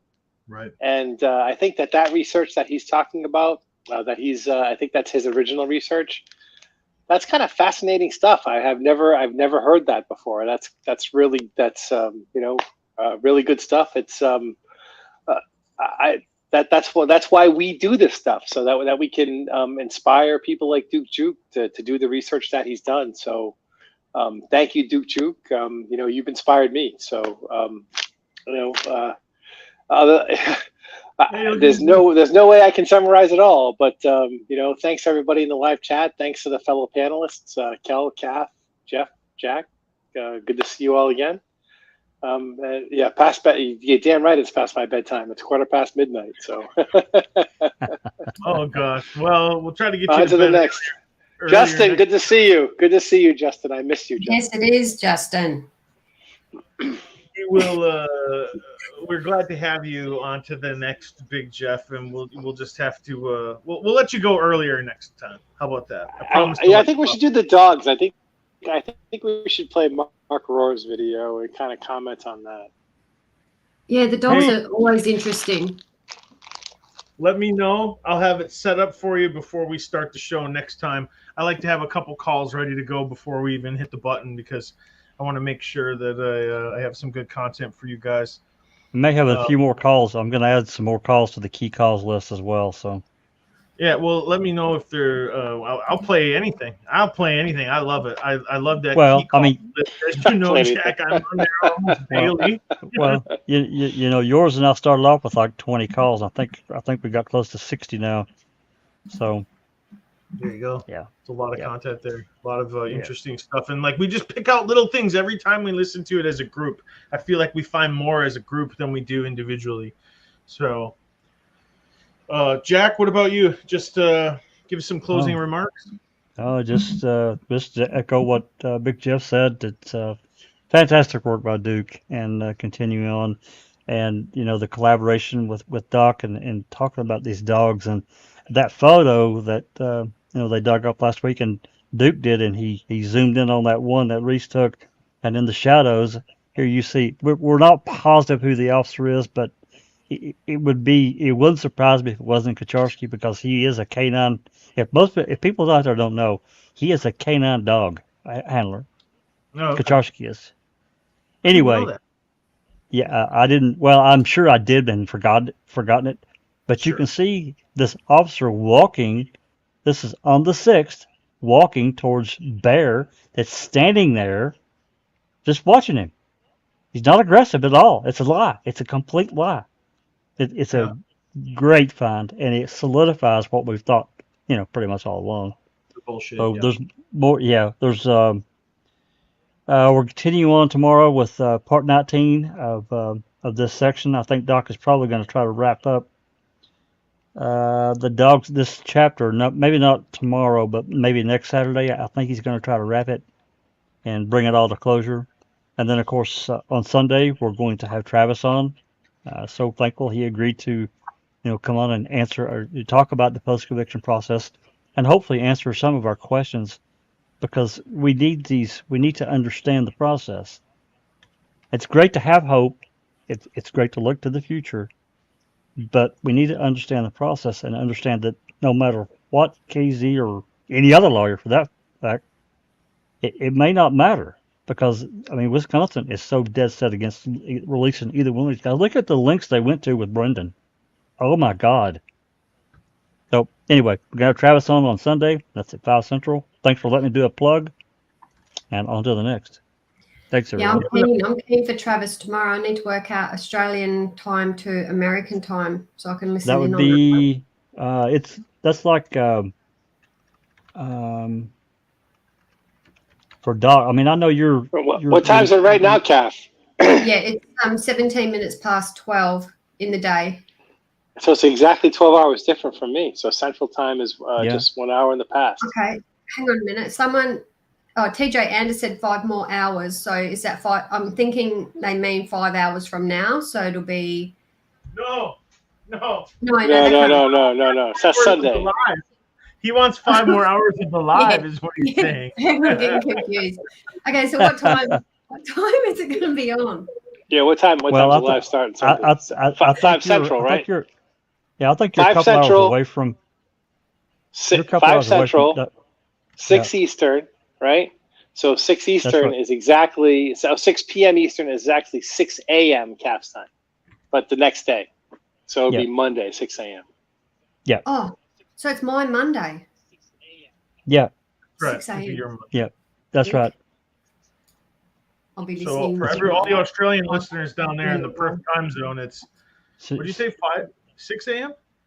6 a.m. her time. Monday. Well, Australia is a big country. Don't forget. That's where CAF is, right? Because CAF. Well, that's what I'm saying. That's what I'm saying. Yeah. I think that CAF is a couple hours away from Doc time zone wise, and I think it's like because he's in Adelaide. Adelaide is 1 or 2 over. So I think that when it's like 6 a.m. or 6 p.m. my time, it's like 8 a.m. his time. Well, it's 12. It's 12:19 here, and it's 1:49 in Adelaide.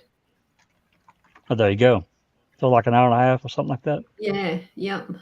So probably like 6 or 6:30 in the morning. I'll have to work out the time zone difference. I think the answer to the next goal should be Kath and I have a drink together. I've been dying to have a drink with Kath for 3 or 4 years. However long we've known each other. We're at least Jeff, 12 hours apart.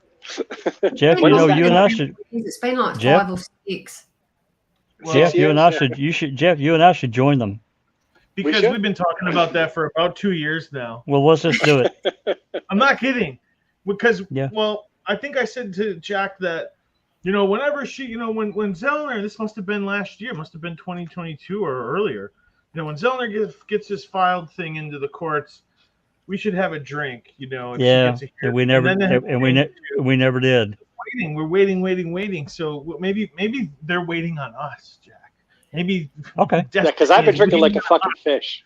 Well, So I guess in 2 weeks, we'll be back here, guys, with a boozy episode of On to the Next. Okay. that's Well, brilliant.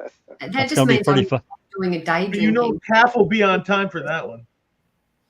Yeah. Hey, Kath, you if know, you got I to don't- drink all day, you got to start in the morning. That's the way I looked at Well, it. that's what's going to have to happen because of the time. Because you guys are night and we're day, so one of us has to day drink. Well, okay. You're elected. We'll go with you. Calf, Yeah. any All right, other we'll be there. closing remarks from you, Calf? Thanks for having me. I appreciate the viewers, and appreciate you guys. Thanks, Cal. We Sorry, appreciate you. Sorry, I was late. No, absolutely not. I just can't believe we went almost 4 hours, and so just thanks to everybody out there who was along on this long journey with us tonight. I hope there's many more like this to come, but in my head, I was like, hey, if we make it an hour tonight, that'll be cool. Here we are at 3 hours and 45 minutes closing out the show. So I just want to say thanks to everybody out there, and looking forward, we got the last episode of Discussing a Murderer on Tuesday. It's almost a 3 hour episode, guys. 2.5 hours plus of finale of for 10 minutes of footage. For 10 minutes of footage, you're absolutely right. So don't miss that. And then beyond that, I've been playing with this idea of doing another interview show with a one-on-one where, there's some people I want to talk to. I want to talk to someone about artificial intelligence. I want to see, what does that mean for justice? What does that mean for forensics technology, right? And I also want to talk to someone about cutting edge DNA techniques. Is there something new that a lawyer like KZ would be able to say, this is new testing, we want to go back and we want to look at some old evidence? So there's a couple things coming down the pike. We also have some other things in development that I would love to tease you guys a little bit, but gonna hold that back. But keep, this summer, we'll be wrapping up this Discussing a Murder, and we'll be on to the next as often as we can. So make sure that you guys try to be with us in 2 weeks on the live, where we're gonna have, it sounds like it's gonna be a boozy August live. Yes, here. well, look, we're going to have a boozy live because Travis is saying he's going to have a Bloody Mary. Okay. It is going to be do it. We got to do it. We have to suck it up. We have to commit. I'm gonna start working on my perfectly spherical ice cubes that I like to drink my whiskey out of. So that might take me a couple weeks to get that. I'm a happy drunk personally. I get pretty chill. So yeah, so do I. Me too. Me too.